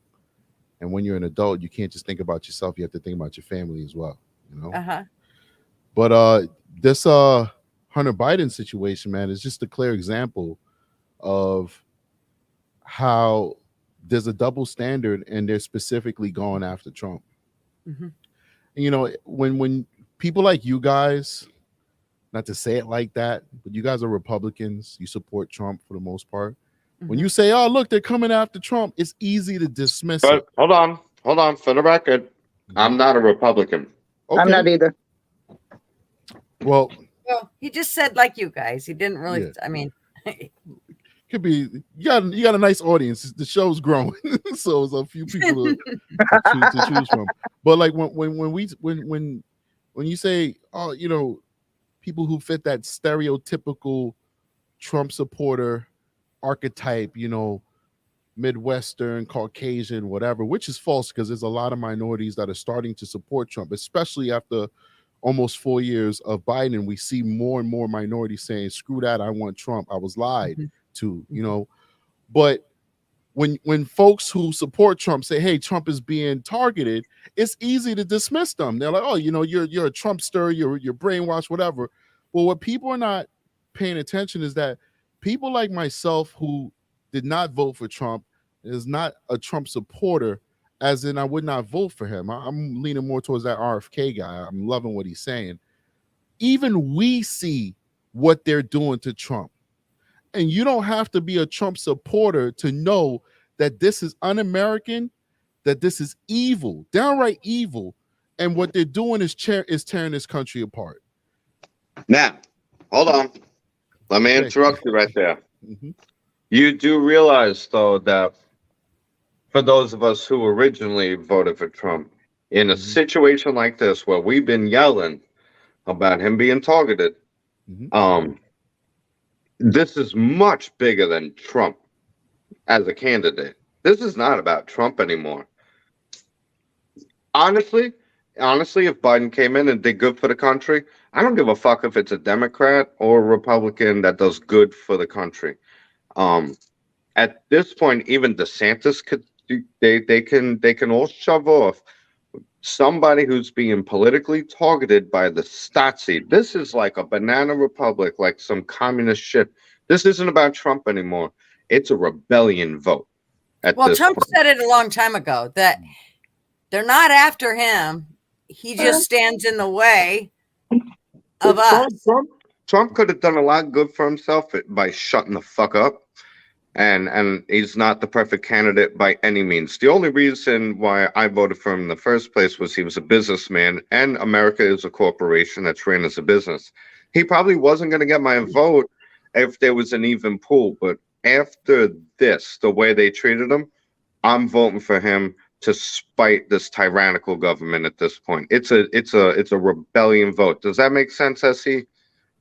Yeah, I hear what you're saying. I mean, absolutely. The way I look at it is because it's not okay what they're doing. I'm taking what you're saying and I'm gonna leave the voting part out of it, and I'm gonna twist it and say I agree with you in that in a even larger context.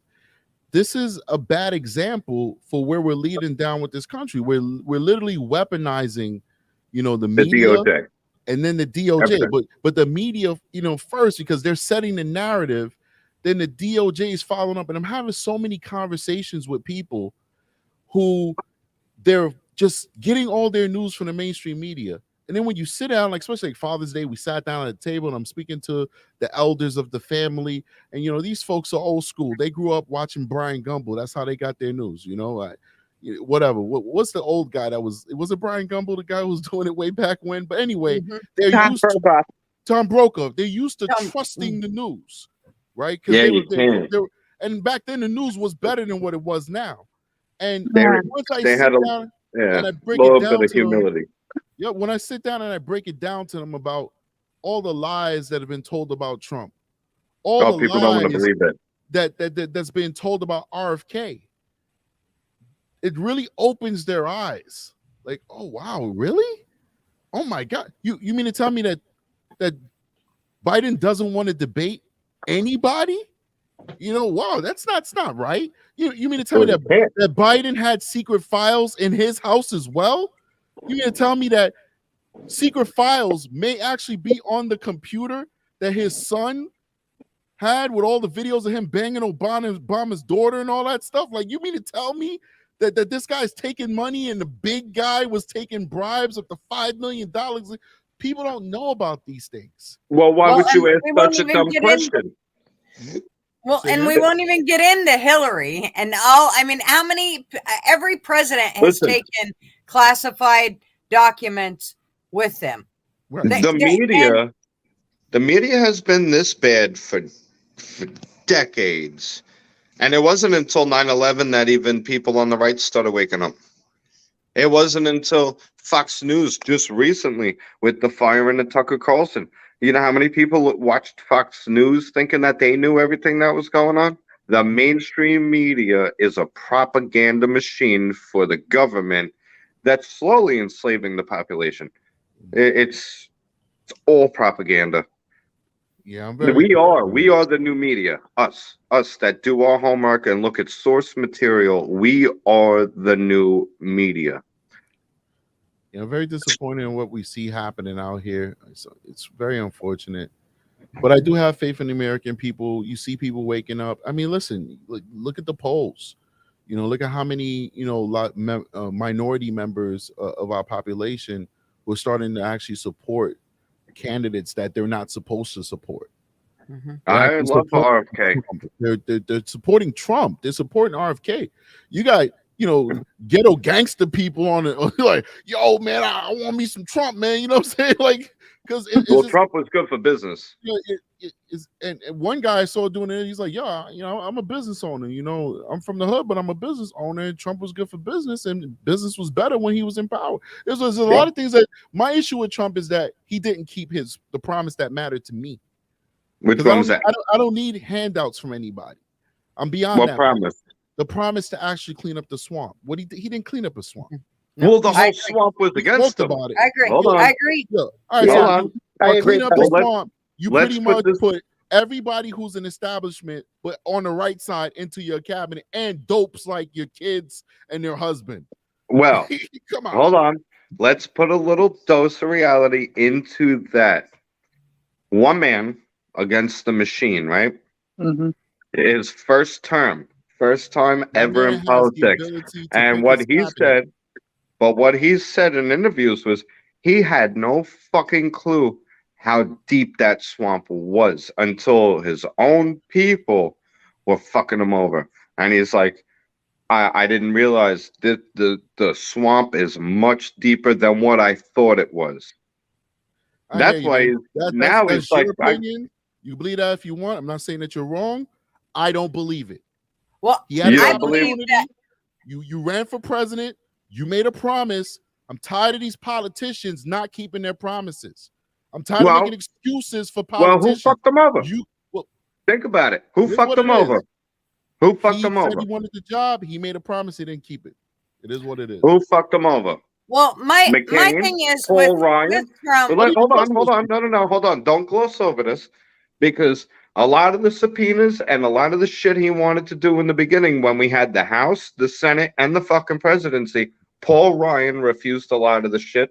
When it came to the Obamacare shit, McCain fucked him over. A lot of these, he found But out there's a here, lot of rhinos. Bobby, you're Okay. missing what SE said was he said he would clean the swamp. And you know Yes. what?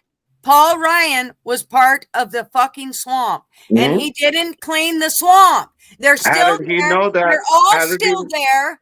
He did not No, he's clean it. not. I Paul totally Ryan's not there. Paul Ryan's not there. He fired Bill Barr. He fired a lot of Okay, but fucking think people. about all of the ones that are there. He did not clean the swamp like he was supposed to. Now, in saying that, that is not He me turning exposed them. against Trump. Hold on. But He exposed. Did he not expose the rhinos?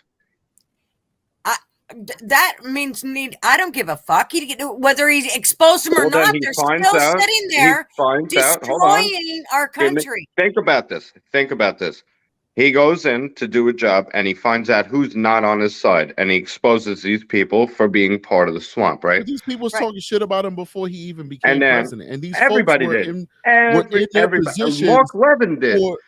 these folks were in their position for years Mark before Trump even Levin ran did. for president. So you Mark Levin can't did. see who is, fake when you're sitting back as a private citizen and you're watching them being fake on TV. You're gonna think that they're gonna change because you come into the presidency, even though they're talking shit about you. Well, hold on. Now going into his second term, you really think Biden won this fucking election? I'm not. I don't. This is the thing. Like it's.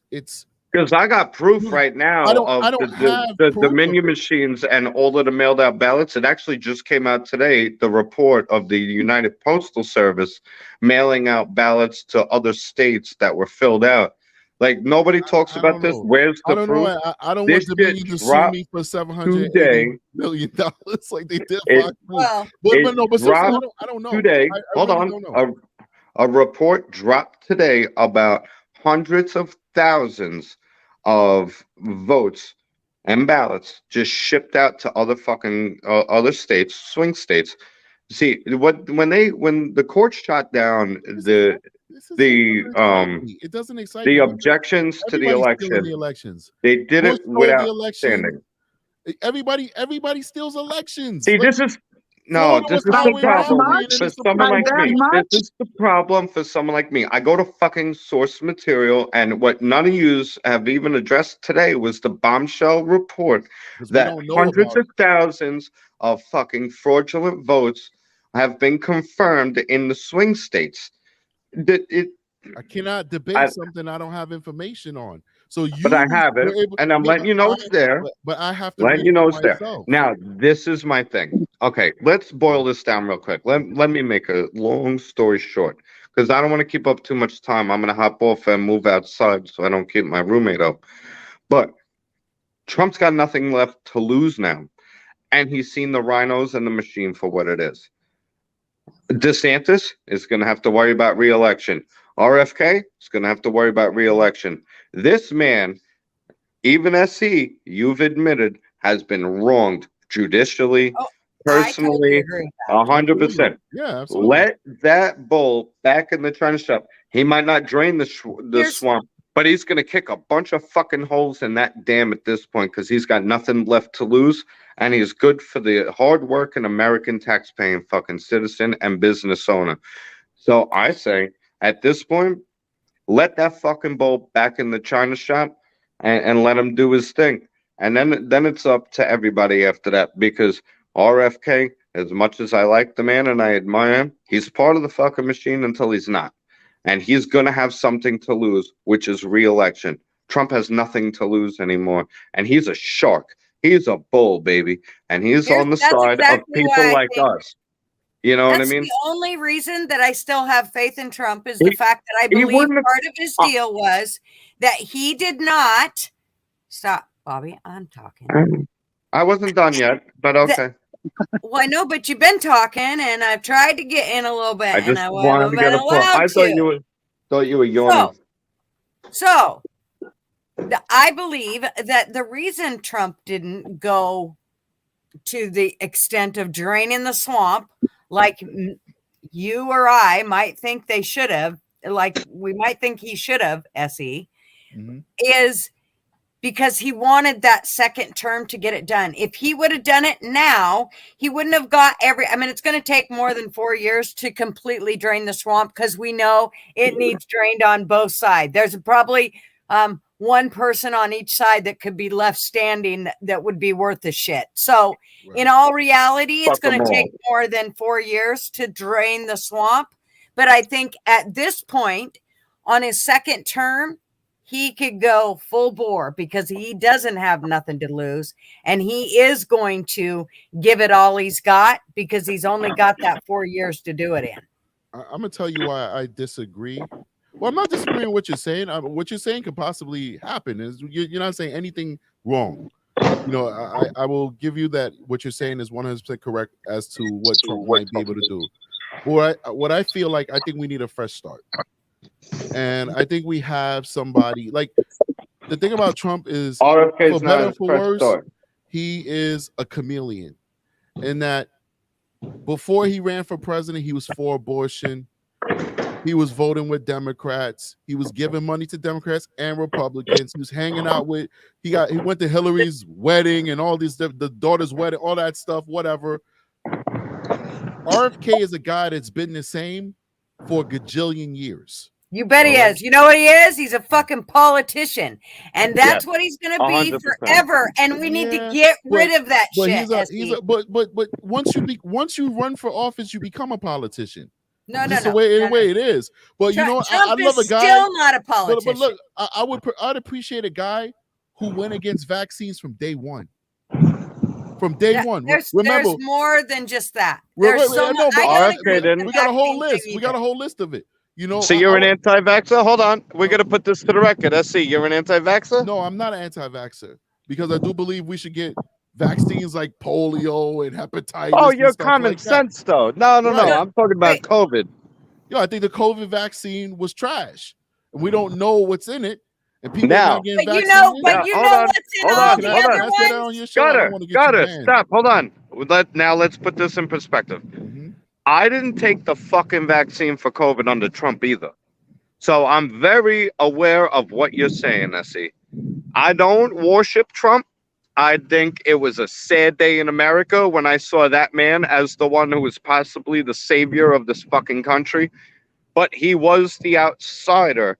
And when I see the entire government, the entire machine, the entire media that I fucking despise go after that man, he must be on to something. And they're doing the same thing. Hold on. You gotta let when you do YouTube, you gotta let people jump in a little bit. It makes it I just flow. wanted to say though, Go ahead, finish. I think he's all right. So I'm gonna take what he just said and I'm gonna agree with him. And I'm gonna say that same thought process he's having about Trump, you can have that same thought process about RFK. Because look at what the Democratic Party is doing to RFK. Like, he's not perfect. He's not a candidate for conservative people. So I don't expect anybody who's conservative to agree with him. He's not a conservative candidate.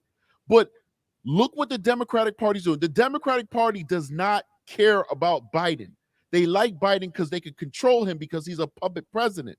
But they also know that Biden will most likely lose against Trump. That's a fact. But they can't find another person. Can be bought. Right. But RFK, look how they're treating Trump. Look how they fear Trump to the point where they want to weaponize our justice system. You know why? Because he can get them. Exactly. Right? He could get them and he can Kennedy win. Right? Can't. Because Kennedy can be bought. But Kennedy's got nothing to stand on. But where's the proof he could be bought? He's been a politician for how many years? He's already been being bought. What has he sold us down the river for yet? Oh, there's no doubt. If he's been a politician longer than a couple years, he's definitely been bought. No doubt in my mind. You gotta have facts. You can't just assume it. You just can't assume it. Oh, bullshit. I'm telling you. I done decided, you bet, I put all politicians in one bucket. We've got to clean the slate. And it's just like the whole tranny thing. Well, this one's good, but this one wants to do little kids. And you can't, it's got to be all of it, Essie. It's got to be all of it or nothing. The only way you're going to clean the slate The only way the slate could truly be cleaned is if they fixed a system where you could run for president. They fixed a system where I could run for president. Believe it or not. So, even and the Trump only way is you a can do that is politician. to clean the slate. Well, Trump, why do we think that Trump or even RFK could be the ones who could do that? I don't think either one of them could Trump's clean gonna, the slate. if Trump, remember, Trump has nothing to lose. So he can clean a bunch of the slate out for us so that when we get ready to do what we got to do, it's a hell of a lot easier for us to clean it out. Because it ain't going to be pretty, Essie. It's going to be shit you ain't even going to want to think about. Your little shiny head is going to fucking sweat, and it's just going to, your poor wife's going to be sitting there patting that thing, trying to keep the sweat off of it. Essie, I have a question for you. Sure, go for it. Now, have you seen the movie 2000 Mules? No, I haven't. Wow. Well, it's on YouTube. You should really watch it. What is it about? It's about how the Democrats stole the election, where they do have proof. Okay. So, yeah, like I wasn't trying to say that Bobby wasn't telling the truth. Absolutely not. What I was trying to get across to him is, if I don't know the facts, I can't debate it. Well, this documentary is spot on. Mm-hmm. They have proof, all undercover. It's eye-opening, and it's shocking.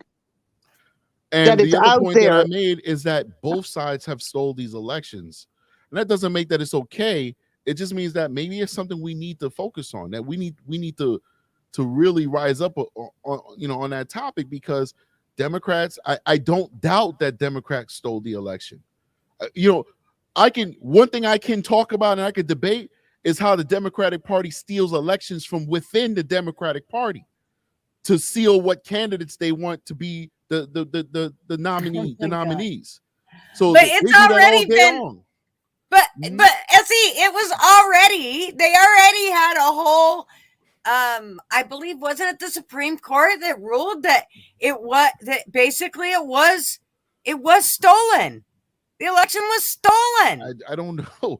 I'll look it up, and then maybe I'll come back next week. Like, yeah, man, I seen that, and this is the point that really made me believe it. I just don't know. Look it up. It's not something I've been focusing on.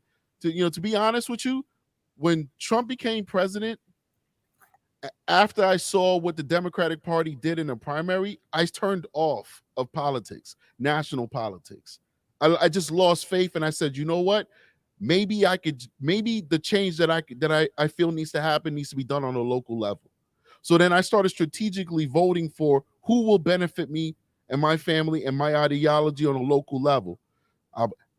That's where you guys see me voting Republican here, voting Democratic there, voting independent there, because I told it. And then when Biden won, like, it was over for me. I was like, this guy literally has dementia. He's now the president of the United States. And his son with this laptop, I was like, I'm definitely done. So I have not followed any of those things, and maybe that's to my own chagrin. Maybe shame on me. I should be more involved in this, in what's happening with who stole what elections. But I just don't trust the system at all. I don't trust either party. I don't trust anybody. Me either. That's why I say it's got to be cleaned. And I feel like if you want to be president, something's wrong with you. I feel like if you in this political climate, if you want all that power, then psychologically something is up with you. That I don't feel like any of these people really care about the little guy. And to me, the only way I'll ever feel that way is if the system is changed where a gutter girl could run, and I know that's a working class, on the ground American who knows what it's like to be a regular person. Like, how do we expect the Trumps or the RFKs, who are all billionaires, to actually understand what we go through? I just came from work. You guys just came from work. These people don't work. They don't work. Okay. They have manicured nails. You know what I'm saying? Okay, but did RFK, how much did he make what was his salary when he first started as a politician? Well, he's in the dynasty. He's a Kennedy. He's a Kennedy. He's a billionaire. Yeah. Right. Okay. Has his worth gone down since he became a politician? they gotta trust, man. They in a different Has world. his worth, And has by his stealing money, the We don't Kennedys even were a know. bunch of fucking gone? We don't moonshiners. Yeah, know how okay, much you money know that guy what? got. You know what I do know? God damn it, I'm fucking Yeah. talking. Okay. Mhm, His worth, mhm. Trump's worth has Mhm. gone down since I could he was imagine that. president I can imagine because they're after him, trying to because destroy of him. everything he's gave up for the country. Mhm. You know what? There ain't another guy that's done that yet that I've seen. Not one. Not No. one. Gutter, I'm I not have to saying agree you're with you on wrong. that one. I'm just tired, Gutter. I just want a regular person. You- Why is it so hard for there's a fucking But wait, And you 400 think million Kennedy of is us. a regular person? You No, just I'm said just saying. he's on a No, billionaire tit. I don't think he's a regular person. But if I have two to choose from, I'm gonna choose the person that I feel better speaks my ideology. I wanna Kennedy said he highlight. would have never shut down the country, would have never forced the vaccines on us. He has been exposing the corrupt Democratic Party. Remember, we're just on primaries right now. This is the infighting right now, and I'm on the left, as you guys know.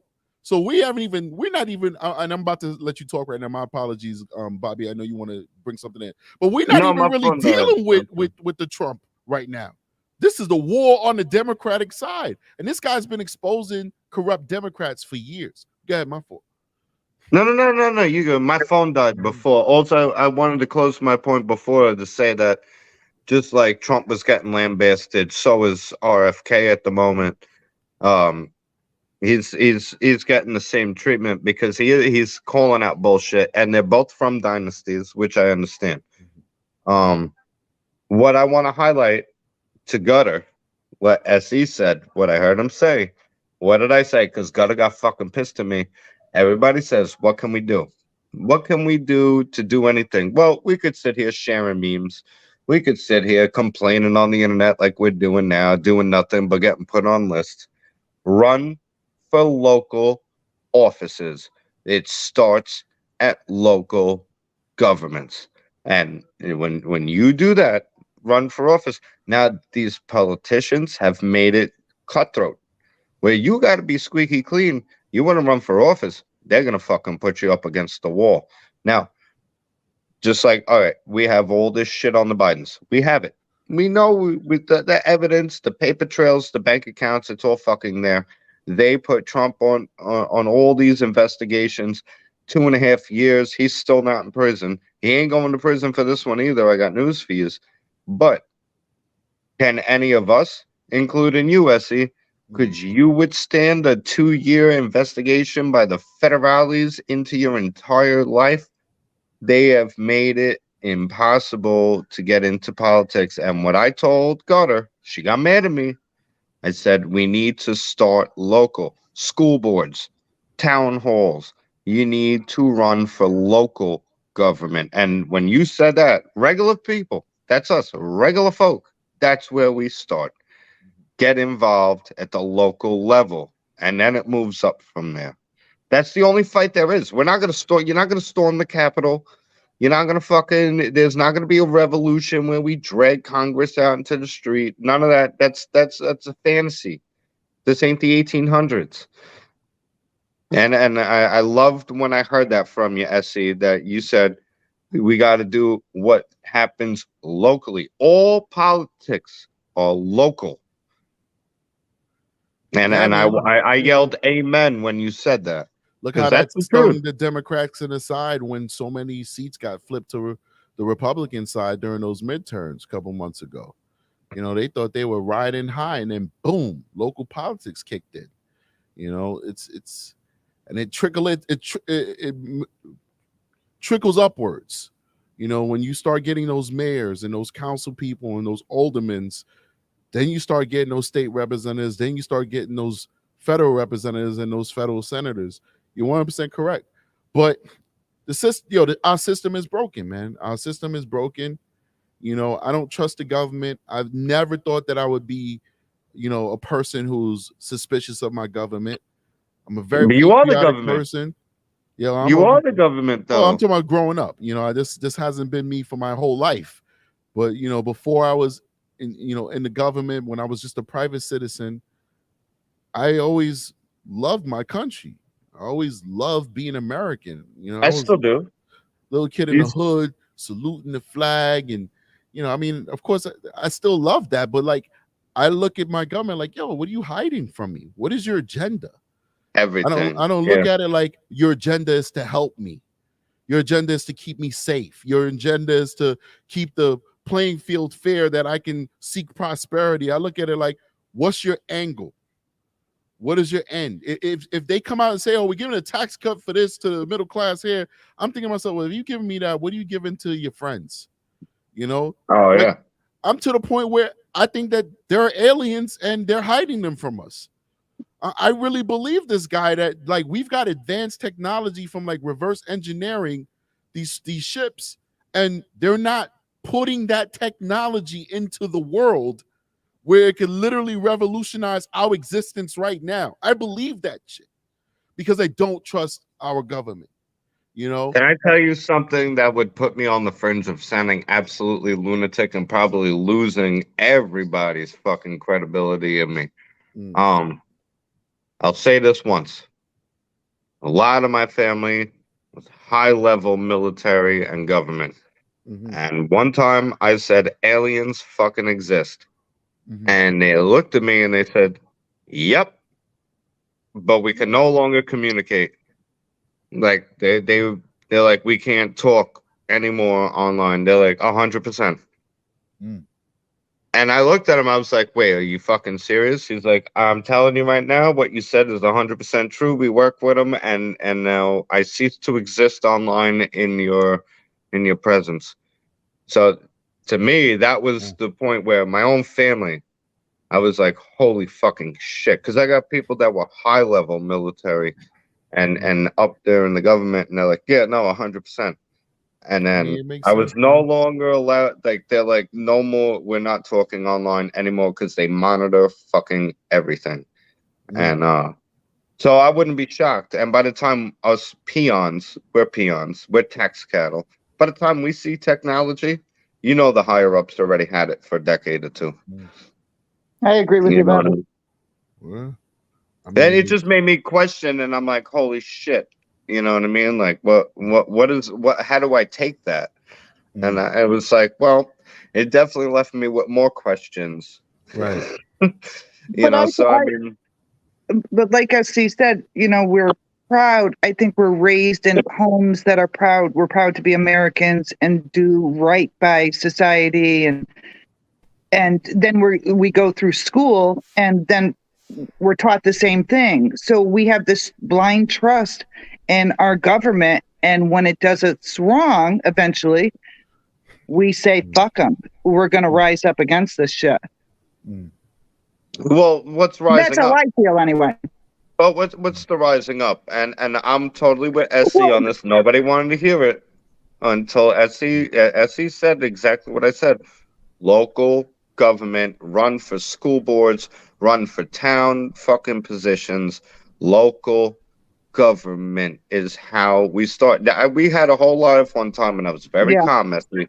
And I said, this is how we fight back, start running for local positions. Because that's how you start. Where do you start? You're not running for president. None of us here are going to run for president next week. None of us. And SC, any normal person, like you said, like us, were to be president, it would be shattered within days. And I really like the point that he said, that anybody who's after that power, there's something wrong with you. I don't want power over people. I want to be in a position to let people live their lives. That's not politics. Look at RFK. Look at Trump. Look what these guys are going through. Now, I mean, the only way I could really rationalize why they're putting themselves through this is if they truly have like a deep-seated desire to help the country, like that they're willing to like sacrifice themselves, like what Trump is literally doing is sacrificing himself because they're coming for him. They're coming for his freedom, and RFK, they're destroying his credibility. They're saying he's a quack, even though everything he's saying is true, because we now find out that the vaccines don't work. We find out that it's now been proven that the first victims of C19 were Wuhan scientists. You know, that's all over the news for 2 seconds and then it disappears. I was banned for pointing that out, SC. I was banned. I was banned from Facebook for putting out the lab papers from 2010 when I said they've been working on this shit. And the Obama administration was the one that kicked it out of the country. It was started here in America. Nobody wants to admit that shit. But we were doing virology fucking research and playing with viruses to create vaccines for viruses that didn't exist yet. And I put it up on Facebook. I still have some of the literature. I copy and pasted this shit. Straight source material. I was lambasted, called a kook. Oh, it didn't come from a lab. You're a conspiracy theorist. I got banned. And now it's common knowledge. And everyone just shakes it off. Like, oh, yeah, well, we know that. It's like, well, what do you mean you know that? What about the years I spent censored and ridiculed for what you consider now common knowledge? Because if it wasn't for people like me or other people who had the backbone to put it out there, nobody would be talking about it. Everybody would have just said it came from the wet market and don't eat bats. It's bullshit is what it is, you know. And I appreciate you. Like You're very pragmatic, and I do appreciate that. You know, I'm gonna hop off because Hal's here, and it gets yeah. I'm gonna let. I think you all could have Bobby, stay. Bobby, stay. I'll jump off. All right. No, my phone died already. I wanna. Me and Missy are gonna go run off and do some pride shit. Watch out. But I love you, SC. Welcome, Hal. Nice to see you. Got a girl. Love you, girl. Don't quit the show anytime soon, like Yank. Y'all stay pragmatic, and I look forward to the content because I think the 4 years are gonna carry this show out real well for the next half hour. So, SC, always a pleasure. Thank you for your service, bro. But just remember, you see where New York's going. So, be a little more lenient on gun charges when someone defends themselves. That's my one request to you. Because New York's become a bastion. Nothing to do with police officers of anywhere in the state of New York. That is the district attorneys. These psychopathic district attorneys. I've arrested people before where a DA has said, yeah, we want to drop those charges, and I've had to release that person from the police station. Even though you knew they were a menace. Yeah, but like in hindsight, maybe, you know, like to be 100% accurate in that instance, the person who basically alleged that they stole from them, that they robbed them, no longer wanted to cooperate. So now we don't have a witness, and so that's different. That's fair. But what I'm saying, but I'm just giving you an example that police really have no power to move the justice alone. You're in the field work. So the reason why we have the issues we have now is because of those DAs. Now, even if a police officer decides not to make an arrest at that moment, like let's look at Daniel Penny, where it took 3 weeks to arrest him because the cops initially said, I don't know about this one. It looked like Daniel Penny might have been acting in self-defense. The DA chose to pursue it. Right to say, no, I want to press charges, regardless of whether our cops wanted to arrest him or not. I want to press charges. And I'm going to leave you with this one last thing before you go. Let's say the police say, we're not arresting that guy. We're not doing it. Do you know the DAs have their own cops?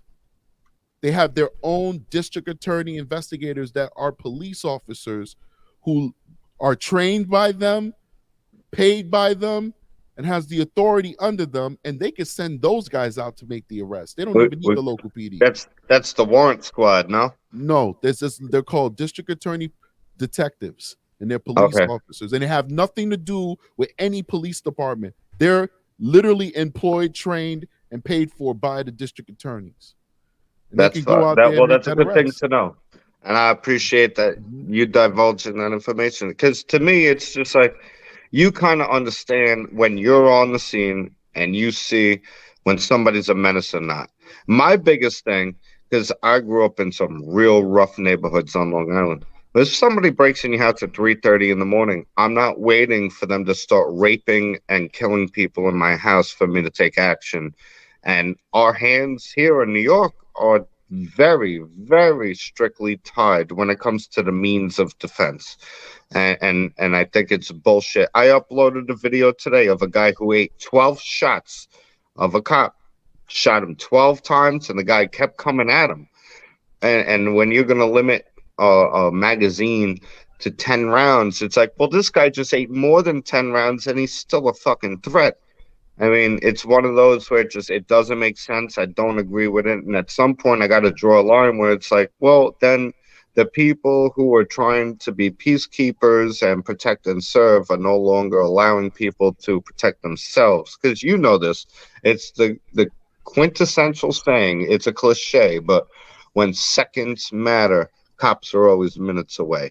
And it's one of those things. I know you got a family, you got a job, just like my brother, my family, and all them. They got their jobs, and I look at them sometimes, and people are like, "How do you get along with them?" It's like, "Oh, they work for the government, but they understand the real world shit." I get it. Etsy, you cannot change the whole judicial system of New York, but I want to tell you that I truly respect and appreciate your pragmatic approach to things, because at first I kind of came at you harsh when we first met, and you know what I mean. It was just one of those, the enemy of my self-defense is my enemy, because I'm only trying to defend myself against people creating chaos, and I think you're watching right now the chaos that is unfolding in New York. It's a hellhole. It's a bastion of criminality, and I don't know. I don't. When people ask how do we clean up New York, at this point, it's either bring back Giuliani and strict law enforcement measures, or give everybody a fucking gun, because you see what goes on in subways. You see what goes on in city streets. New York is going to Chicago, L.A., Detroit. Bobby, I have to disagree with you. You should stop apologizing for that first conversation, because you weren't wrong. No, because I respect SC as a man, and we're on different sides of the line, but we're in the same realm. So he understands where I'm coming from, the perspective of a civilian, which I don't like that fucking term. I don't like the term civilian, but I do want to find common ground, because we're both fucking New Yorkers who want the same thing. He wouldn't be. Let me ask you a question. I see you joined law enforcement because you wanted to make this place a better place, right? Safer place for people. No. He was in it for the pension. No, not at all. It's you gotta understand where I started my career out. Remember, I started my career in mental health as a peace officer. So that was like, oh, that's a great job. You know, first time I could see a dentist in 15 years. And then from there, it was all right. I'm used to institutional policing, so let me go to the big house to be in corrections. You don't go in corrections because you want to make society better. You go in corrections because I don't know why anybody goes to corrections. It's the worst job on the planet. Now I know I got a couple of screw cousins. Yeah, it's terrible. My brother did corrections for a year and got out really quick and became a cop. Yeah, it's a good platform. It's a good stepping stone to get into. Right. Be so a police now, officer. by the time it's time to go policing, I'm old now. I did almost a whole career in corrections. So now, being a sex crimes investigator for 9.5 years, 10 years in state corrections, and having that skill set, yes, at that point it was, I want to take the skills that I learned as an investigator with the state to go help real victims. And so, yes, now I can say, yes, I went into policing to help people, but that's not how it started out. See, I got a question for you. Okay, What age do you look at your investigations? I mean, what are you assigned to? Say again? What in the sex crimes division, what are you assigned to? Young children, women? Adults. Adults, okay. Right. Did you see that Ohio man kill his 3 kids on his front lawn? I've been wanting to talk about that, to be honest with you. It's just that my schedule's so crazy, you know, it's hard to do a show. I'm shook by it. But, that guy should have been taken to the tallest tree and used the shortest fucking rope, man. Yeah. You know, not even due process. Due process is too good for this guy. I'm gonna give No, one statement on that before I sign off, and I want to say I love you guys. It's Tuesday, isn't it? And I'm glad you all came in. Essie, glad to see you. Missy, love you, girl. Hal, Love you, welcome to the Bobby. show, buddy. You got manners. You've been quiet. Got a girl. I love you. Don't leave the show anytime soon. But that guy that killed his 3 kids, just look into a little conspiracy theory, which isn't a fucking theory. A little bit of MK Ultra tied into that case. I love you guys. I salute you. If you're about freedom, I'm about you.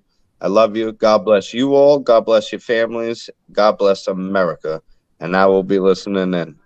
Good night, You all. too, Bobby. You too, Bobby. Alrighty. Thanks for coming. Yeah. Love Bobby. I don't know what he meant about MK Ultra being involved with that. Like I just tired of us. I'm not saying Bobby's doing that, and Bobby just left, so I don't want to start a conversation when I'm here to defend myself. Bobby's full of secrets, but he always drops the shit on it. Yeah, but I'm tired of us making excuses for monsters. Mm. You know, I'm tired when it happens in the Black community, and if anybody watches my show, you know that's what I talk about that a lot. I'm tired of it. Period. He's an evil person. Nobody motivated him to do it. No drugs was in his cereal. He's a piece of shit. And the only thing that went wrong that day is that he didn't keep the rifle in his hand and point it at a cop so that they could dispatch him. Exactly. You know, so this you know, if he dropped the T and he's got facts, I'm gonna listen, you know, because I don't want to be driven by emotion that Bobby's dropping some facts that, you know, this guy was in a CIA experiment. Okay, all right, well, let me see some evidence. And if it is, then like I said, I don't trust anything no more. I'll believe it. But he's just a monster. Mm. He's just a monster. He killed his 3 kids, shot his wife in the hand.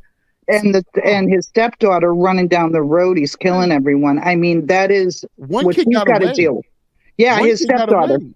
His Whoa, stepdaughter. no, one of the boys got away. And he ran him down in the field and dragged him back. Unbelievable. Oh. And he's in court crying. He's in court crying. Man. I'm not giving him that out. I'm not giving him that out. I'm angry because that makes him a victim. If he's a victim of some type of experiment, or that makes him a victim, doesn't it not? No, he's not a victim. Not at all. He's a piece of crap. Yeah, I'd make him a victim. Just once. I don't know how. I could never be a cop. I don't know. I wouldn't have that control. I would choke him to death. I think I could never do it. You know, I've been in those situations before, unfortunately, and that's when training comes in. It literally, like, I'll sit here and I'll say, yeah, man, you know, I did this to this guy, and then when you're there, it's like you divorce yourself from it. You know, yeah, it's like I don't have children. You do. You don't see your children in those children. Yes, but the training makes you divorce yourself. Not divorce like you don't care. It just makes you say, this is the way it's supposed to happen. The system is the one that's his keeper. My job is to deliver him to the system. My job is to give the people true justice. Now, if he gives me an out, then yeah, if he gives me an out by him putting my life in danger, then I'll justifiably do what I have to do. But do you think the system's broken in that sense? Nah, not in that. No. Not on that level. The system works. I mean, you don't think someone's going to kill him after all the money that is spent on this trial to prosecute him? That's a different conversation. If he gets killed in prison, that's different. But when we talk about the system, we're talking about will justice be administered? Absolutely. You know, is it possible for an innocent guy to get off? Absolutely. We look what happened in Florida. You know what? Maybe. I mean, the guy murdered my sister and everything else, and they let that dirty son of a bitch live until he died of natural causes. That's not justice to me. He was in prison? Yes, but that ain't justice. But that's the justice that the framers of the Constitution said that we should have. Yeah, I would have went to prison and killed him. You know, but you know what? I gotta tell you, from somebody who, you know, that's why, you know, I do my show, because I feel like I have a unique perspective in that most cops have only seen one side. I've seen the inside and the outside. And then when I was on the inside, I did internal affairs for a long time. So I even seen the corruption that happens on the inside and helped fight against it. Prison sucks. No. And guys who kill women, and I don't know your situation, and you please elucidate. Well, let me tell you that he was stuck behind glass. He wasn't, nobody was allowed to be around him. He was watched 24/7. Because heaven forbid somebody get a hold of him and bend him over like Big Bubba so he could take it right up the ass. No, they kept him behind glass. I know what you don't. I know something you don't know.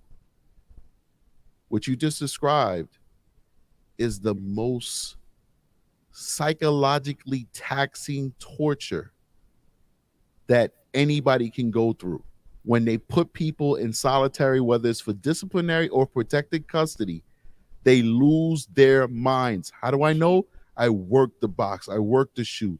It was so inhumane, and I hate to use that word, that when New York State said we're going to limit how long you could put people in the box, everybody who ever worked in a box said, yeah, we agree.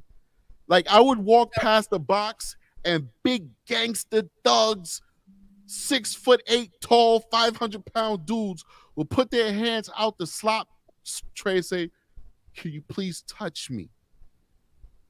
I need to feel another human being. I'd watch them slowly melt away and lose their mind, because whether you believe it or not, we're social beings. And when you put somebody in that hole and you deprive them of contact with other people, and you can see the sun for 1 hour a day, and if you act like a dick, I'm going to put you on a loaf, which is a piece of bread that has all the nutrients that you need in the day stuffed in it, but it has no flavor in it. And if you act like an even bigger dick, I'm gonna be corrupt, and I'm not gonna feed you. These are the stuff you go through when you're in the box. So listen, I mean, there's a lot of pain with what you're saying. Absolutely, you deserve to feel that way. Some piece of shit took away your loved one. But being behind in any box, any protected custody, 24 hours a day, torture. Well, and I would totally agree with that, except that this is a man that spent most of his life in and out of prison. He had molested several family members here in Oregon, had been in prison here in Oregon, was let out on unsupervised parole, and he went to Idaho and killed my sister. Sorry, raped and murdered her. And the thing about it is when they talked with him, he told them that he was fine with getting life with prison because he was just best in prison. That's where he did best. Right. So to him, I don't think it was much of anything for him to be stuck in glass. I think he was more worried. You have to understand. I had probably a few family members this in is there. the thing. I think I agree with you. And when I hear you talk about like the charges, the things that he actually did, I honestly believe that we should have a death penalty for child molesters. So if we would have had that death penalty, he'd have never met your sister. Because we'd have killed his ass a long time ago.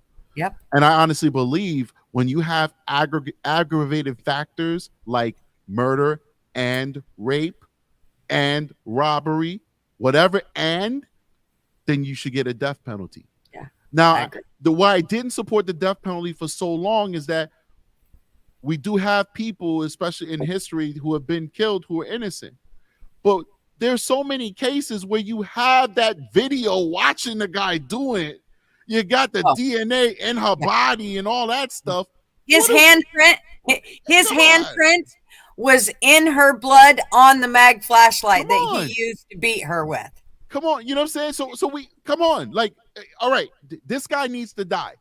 You know what I'm saying? If it's any kind of doubt, you know, he's got a plane ticket with his name on it saying he's in Florida without a handprint. All right, life in prison. But for guys like that and the baby rapers, they need to die. And so I changed my position a long time ago that this is the only deterrent.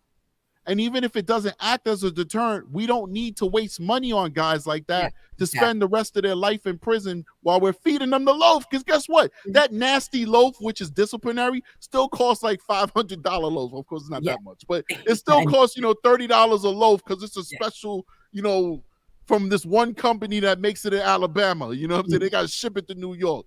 Right. But when it comes to the system, it's a not perfect system. When it comes to, you come to the court, the judges on the bench, the DAs and the defense attorneys are arguing. I don't think there's any better system in the world. It's not perfect. There's gonna be people out there who say I'm a loser to that system. But that I don't system is see run it by as a human failure beings. to the system. It's a failure of the people that were prosecuting. Right. First of all, am I talking to a human being? Yes. I think there's too many rules into the system. If they would have just kept it basic and we could, but now there's so many rules that override other rules and override other, that it's, how are you, I mean, look at how it's so much discretion, got a girl. Like it's at the district attorney's discretion, not in all states, but most states, as to whether they seek the death penalty. We need to take that discretion away. Yeah. We need to say, if you're gonna charge this charge, he dead. If you're gonna charge that he put his pee-pee in that baby, he gotta die. So the only way you could prevent that is if you don't charge him for putting his pee-pee in that baby. And if you don't do that and the people know he did that, well, guess what? You're gonna suffer politically because you're not gonna get reelected as that DA because you refuse to charge that guy for doing what he did. So it's gonna force people to actually do their job. We need to take away a lot of this discretion that the prosecutor has. The prosecutors across this country can decline to prosecute people who have killed other people. Exactly. Yeah. Well, and in this case, it was definitely the judge that said, well, I'm going to give him life without the possibility of parole and not the death penalty, because I think it'll be easier on you guys in the long run. You'll be glad that, I didn't give him, it won't be on your conscience. So are he's you putting serious? his ideology on you. Yeah. He's finding people that he only met for 3-4 months of trial and motions. He now understands what you guys feel justice is. So this is what we I'm were saying. pissed. Let's take that away. Like I remember one time, like this guy shot up the church, the black church, and then the people are so upset that their loved ones are dead, and the judge is lecturing them like, you should forgive him. You should start the healing process and forgive him. The guy didn't even go to trial yet. He's there on a bail hearing. He just shot their families up 24 hours ago. And here's this judge lecturing them on God and forgiveness and all this bullshit. Fuck that. They want vengeance. Yeah, exactly. They want vengeance. Yep. And who the hell are you to say what they should have when you on that bench never had your grandma and your grandfather shot up or your sister raped and murdered? How dare you? Because even if it happened to you, anybody who has trauma-informed training and experience knows that nobody's trauma is the same. Yeah. So you can't say, well, I went through it and this is how I dealt with it and you should deal with it that way too. No. So I think we take that discretion away. We take it away. And we say, we leave it for the most heinous crimes. We say, if you do this, you need to die. There's no space for you in society. Yep. There's no rehabilitation for a baby raper. Nope. Nobody's going to hire you. Nobody's going to trust you. You're trash. Even if you live your life like Jesus for the rest of your life, you destroyed a child, you destroyed a human life, because that person's going to go through their life being a victim. They'll never forget what you did to them. Yeah. Part of the moral to this story too is you don't want to turn into the monster yourself. Well, collectively, it's a society we're making this decision, and so we have to decide whether we want to go there. That's why like I said, I went from not supporting the death penalty to saying certain things. Murder with an aggravating factor. So if you kill your wife because you're having a domestic, that was just a murder. So you're going to do your life in prison. But if you kill somebody because you wanted to rob them, you need to die. If you prey on our most vulnerable, precious cargo, which is the future of the human race, and your desires and your needs and your wants is more important than that human being, and you use that human being for your own disgusting desires, you don't deserve to live. The defenseless. Yup. And I dare say we need to kick it up a notch. And people might say I'm crazy for saying this. But why the hell we don't give people the option of whether they want to pull that plug or that trigger or that latch or whatever? Yep. Agree. Yeah. Who are you to tell me what I'm going to feel like years from now? Maybe pulling that latch is what's going to save my soul. You know what I'm saying? Is what's going to bring me absolution. You know what I'm saying? Have we ever tested that out? Can we say for sure that you're not going to walk out of that execution chamber free and unburdened of all that pain because you killed the guy who killed your mommy? I don't know. You got Yank in the Yank. Hi, Yank. Hi. Sharia law now. I'm not with that Sharia law, but I'm definitely down for some code of Hammurabi. An eye for an eye. Tooth for a tooth. Hand for a hand. Chop it off. So that's where I'm at with that, man. But and what else you guys got for me? Because I'm about to get up out of here. I need to take a shower and all that stuff. Yeah, I'm gonna get up out of here. So you guys can you guys gonna shower together. You probably should. I gotta I'm sorry, Missy. I cannot afford to pay. What is it, like 85% for child support now? You know, oh wait, nothing no about alimony. Yeah, right. Don't worry, I don't breed. I already got three. It's like, what? You just don't multiply. Like 30% for each kid. Like, I mean, we can't even talk about the kids you can or can't make. We got to talk about the kids that's already here. And the incubator that that did all that. she might have something to she say. ain't get nothing. I'm gonna make her sign a prenup while she's sleeping. Retroactive. Yeah, I'll bet you are. Yeah. Next week we see SC with a big old shiner and a lump on his head. Okay, listen, SC, it was a pleasure, and Gigi, thank you so much as always. And Hal, it was real. It was really short. Hal is Really not short. human. I think so. Okay, guys, have a good night. I'll be in the chat. Have a good night. Bye. No problem. Okay. All right. I got you, Bob. Don't leave. Don't leave, I say. I gotta take a shower. I gotta see my kids. I ain't seen my kids. I yet. get that. I'm gonna say one statement to you though. Go ahead. It's gonna change your world. Okay. Welcome to the world of being a conservative. I'm not conservative, man. You are. Every one of your values, everything you preach tonight. Tax dollars. I'm gonna give some free college.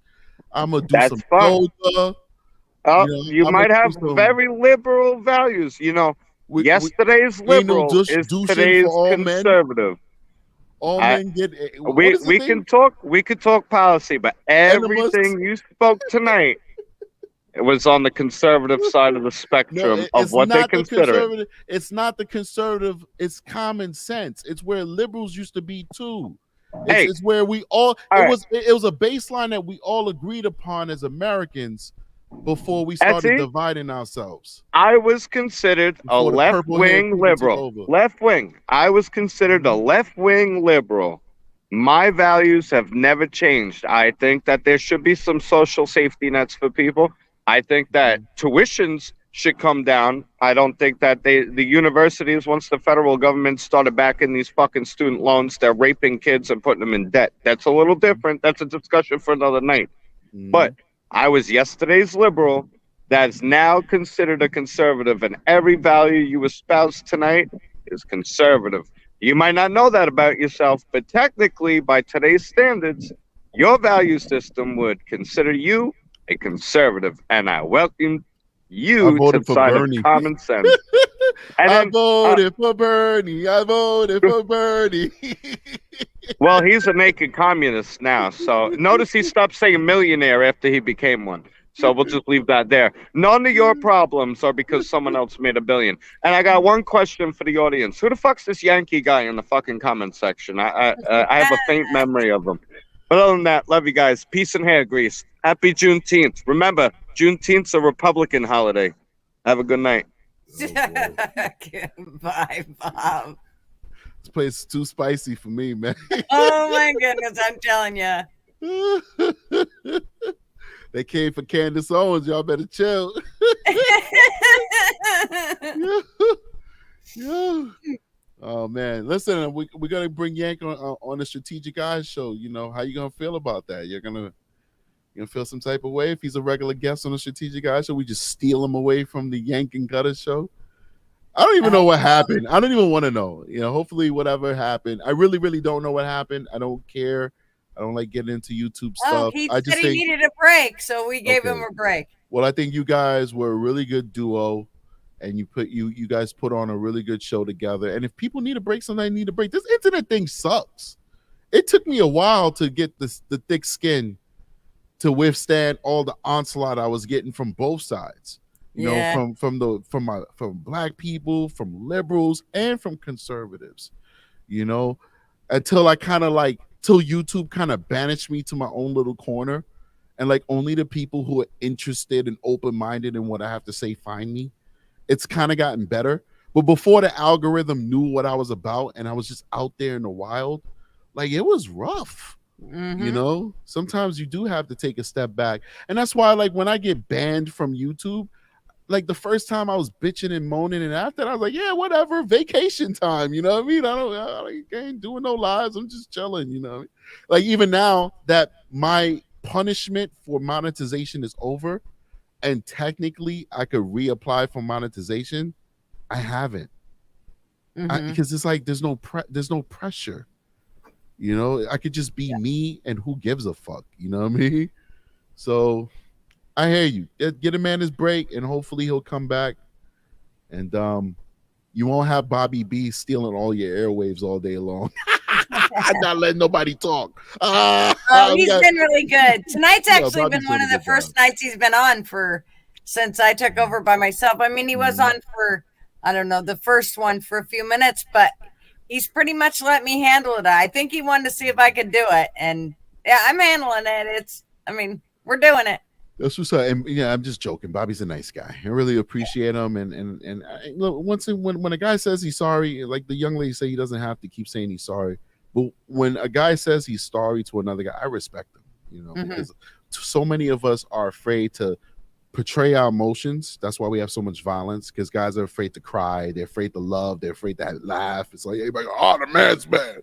Fuck that, man. When I see a crazy scene, a tear might come out my freaking eye, you know, because I'm fucking human. Yep. You know, right. and this fucking kid should not be dead. All right. And this woman should not be dead and stabbed up by her man and all this stuff. And you know what?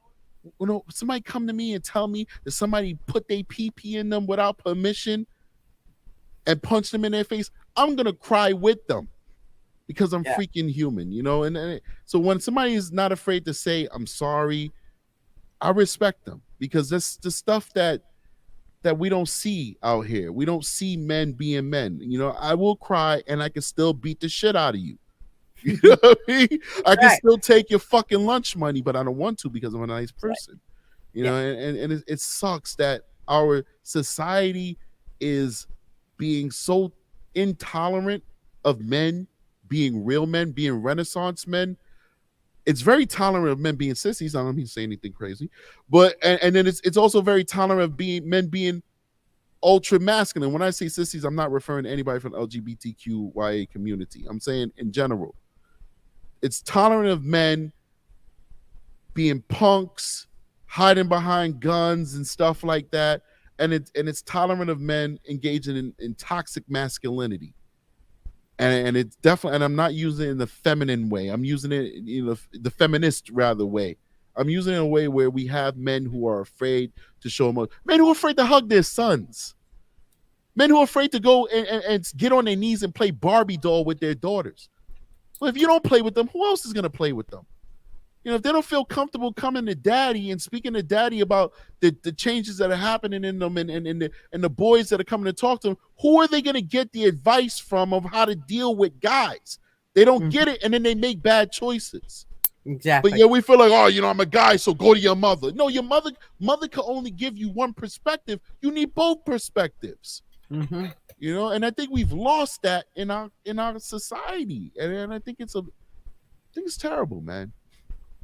It's terrible. I don't know. Well, now I got grandkids. All they need is grandma's perspective. But worrying about the parent, you don't need no parent's perspective. You just need grandma's perspective. You know, You'll turn out to be a decent kid. I think you're on to something, and let me get up out of here because I'm noticing myself because grandparents play a big role in my kids' life. You bet. My children's lives. You guys are the X factor.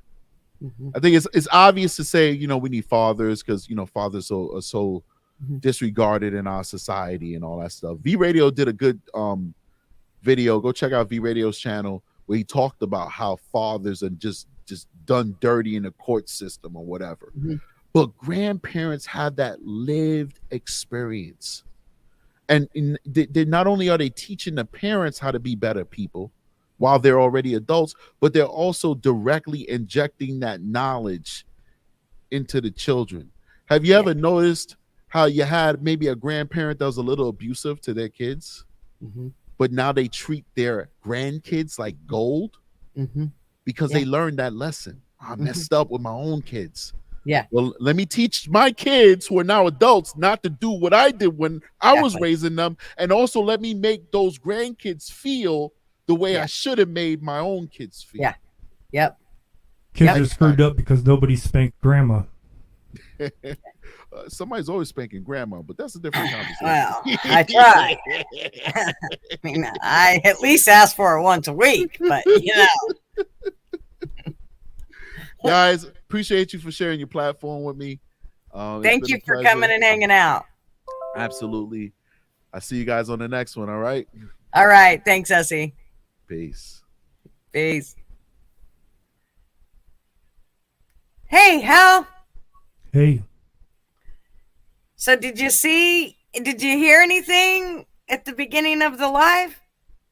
Yeah. Did you?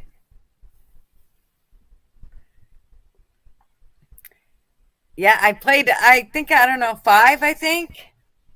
Yeah, something like that. You need to play them different, though. I need to play them different? Yeah, it sounds like you just held something up to the microphone. No, I played them through Chrome. I downloaded them and played them through Chrome. You can play them through StreamYard. Well, I did, but I have it through, I opened it all up from Chrome, and then it's through StreamYard, but yeah, that's what I did. Oh, it still sounds like you're holding the phone up to it or something. Ah, that's weird. I wonder why. Huh. But can we go back to the politician part for a second? Sure. This is what I don't agree with the local part. Somebody that, you know, runs for local mayor or something, and then they work their way up, whatever, governor, you know, Senate, House, and then that turns them into career politicians, and that's bad. Yeah. Yeah, I think that's why I believe that we need to start over. And when I say start over, I don't mean just clean the slate of people. I mean clean the slate of all of the bullshit, because I think there's way too many laws and bills that have come into play that, it's just, nobody could ever possibly follow all that shit. So it just needs to be completely redone. That's why I believe local, starting at the local level will not work. I don't think, we can all sit here and say, oh, come on, there's got to be a bright side to it. It doesn't have to go down so low. Yeah, it does. We got to go to rock bottom. It's never going to be fixed till we hit rock bottom. I can almost agree that, say you put 2 term limits everywhere. Mhm. Even local, mayor or what, I mean, it's still going to take them years to get up there, but Mhm. you got to start somewhere. Mhm. Yeah. Yeah, I agree. I think there needs to be definite strict term limits because I just I think that, the whole career bullshit is caused us some major, that's where all the money is. That's where all the money that, everybody makes goes. And another thing somebody brought up earlier with about where the COVID came from, if you can say that word now, but I have no proof of this. No way. All I can do is say from my firsthand experience. But I went through my hazmat and other training at Fort Detrick, Maryland, and guess what? The two things that they worked with there was. What were the two biggest things in the last few years? I haven't a clue. COVID and monkeypox. Oh. Those were the only two things that were done at Fort Detrick. Yeah, see. I have no proof of anything either way, but that's what I know and that's what I saw. But don't know where it came from, so. Yeah. Yeah. Well, I definitely think it's like I said, I think all the other stuff is just band-aids. I think, we're going to be doing lots of band-aiding until we finally hit that rock bottom spot, and then all hell's going to break loose. I have a feeling. I think not only term limits, I mean, 2 years or 2 term limits would be fine. But I think it should be volunteer. I don't think they should be paid. That would stop a lot of the bullshit too. Yep. Then you'd know they were in it for the right reasons. Right. Because anymore it's not who's the best for the job. It's who's the better of the two evils. Yep. And who can blow the most smoke to get the job? I mean, because that's what it comes down to. It's on all false pretense, and that it's all false promises to begin with. Yeah, but you know what? You notice this a lot with a lot of first-time people running for president and or anything. They make a lot of promises that they really don't realize that they can't do, but people believe it. The president doesn't have as much power as most people think. No, that's pretty obvious. Especially with the stuff that Trump did try to get done and wasn't able to get done. Right. I mean, I don't claim to know all of them, but he probably did try and make some promises that, what wasn't within his power to do. Mm-hmm. Yeah. Well, especially not knowing the game. I mean, at that point, I don't think he really knew the game. Right. And he wasn't a politician. No. But I think that's what we needed. I mean, yep. I always said we needed to get somebody in there that could just clean house that wasn't a politician. He owed nobody nothing. He didn't make promises to other people yet, like everybody else has done through their career. Yeah. Yeah. Hey, this is another good one. Did anybody see the I saw it yesterday. It was an article out of Egypt. Anybody see what they're doing with the dogs over there? I didn't. Egypt just passed a law. There's only like 10 breeds of dogs that you can own. All other dogs need to be turned in to be destroyed. Oh my gosh, no way. Not joking. Fuck. That's insane. Google Egypt dogs or something. Yep. There's only Oh, like 10 breeds that you're allowed to have. But yep, Jesus. that's what happens when you take away the guns. Yep. Gosh. Here, That just makes your gut hurt thinking about it. let me see if I can Google it real Looking quick. here.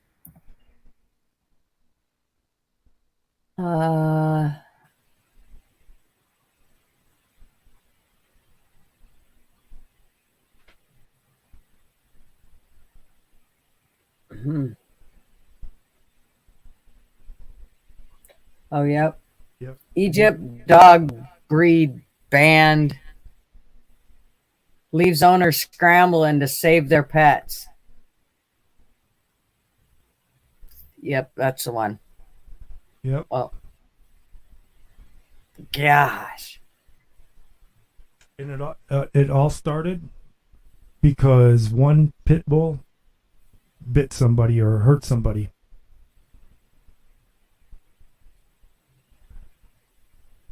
That's crazy. Kind of like what Canada did with guns.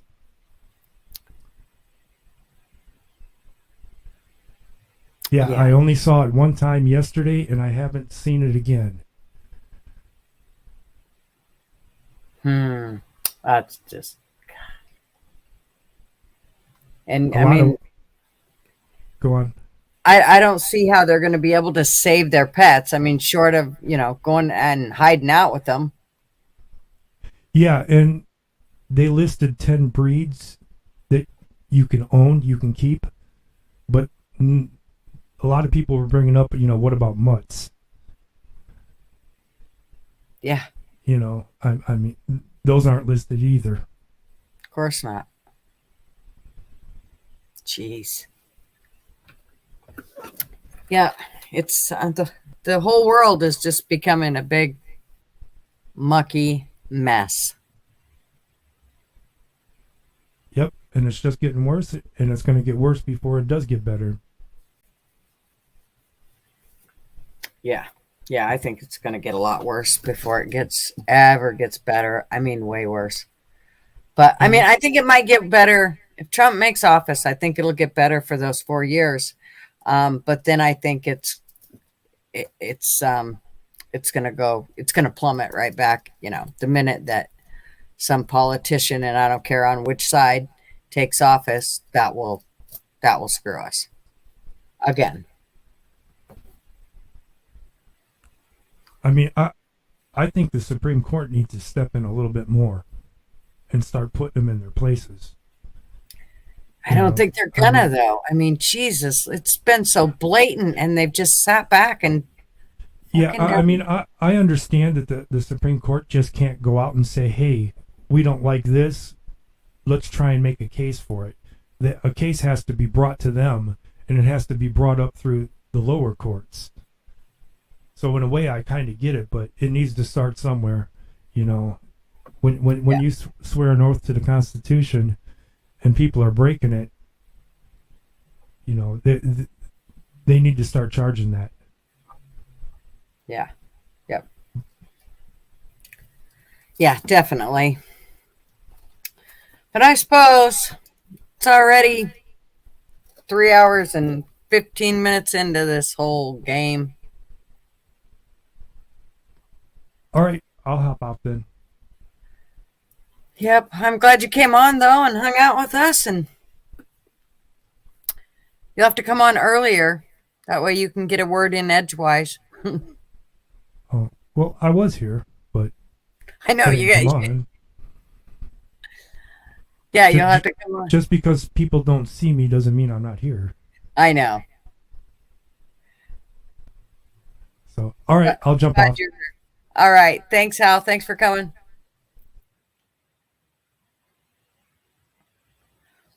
All righty, everybody. I had a good evening. Hope y'all did too. It's been pretty awesome. I might in a little bit come to Discord. We'll see. But if you guys are there. And then we can talk shit about whoever's not there. Anyways, I will talk to you guys either on Saturday, well, tonight, maybe, or Saturday, or I will see you next Tuesday. But I'm glad you all were here. Thank you very much. I couldn't do it without you guys. It wouldn't even be worth it. And thank you all for coming on and hanging out with me and talking and chit-chatting. And then thanks for all you peeps in the chat. I will talk to you guys later. Have a good night. In 5, 4, 3, 2, 1. Bang. Bye.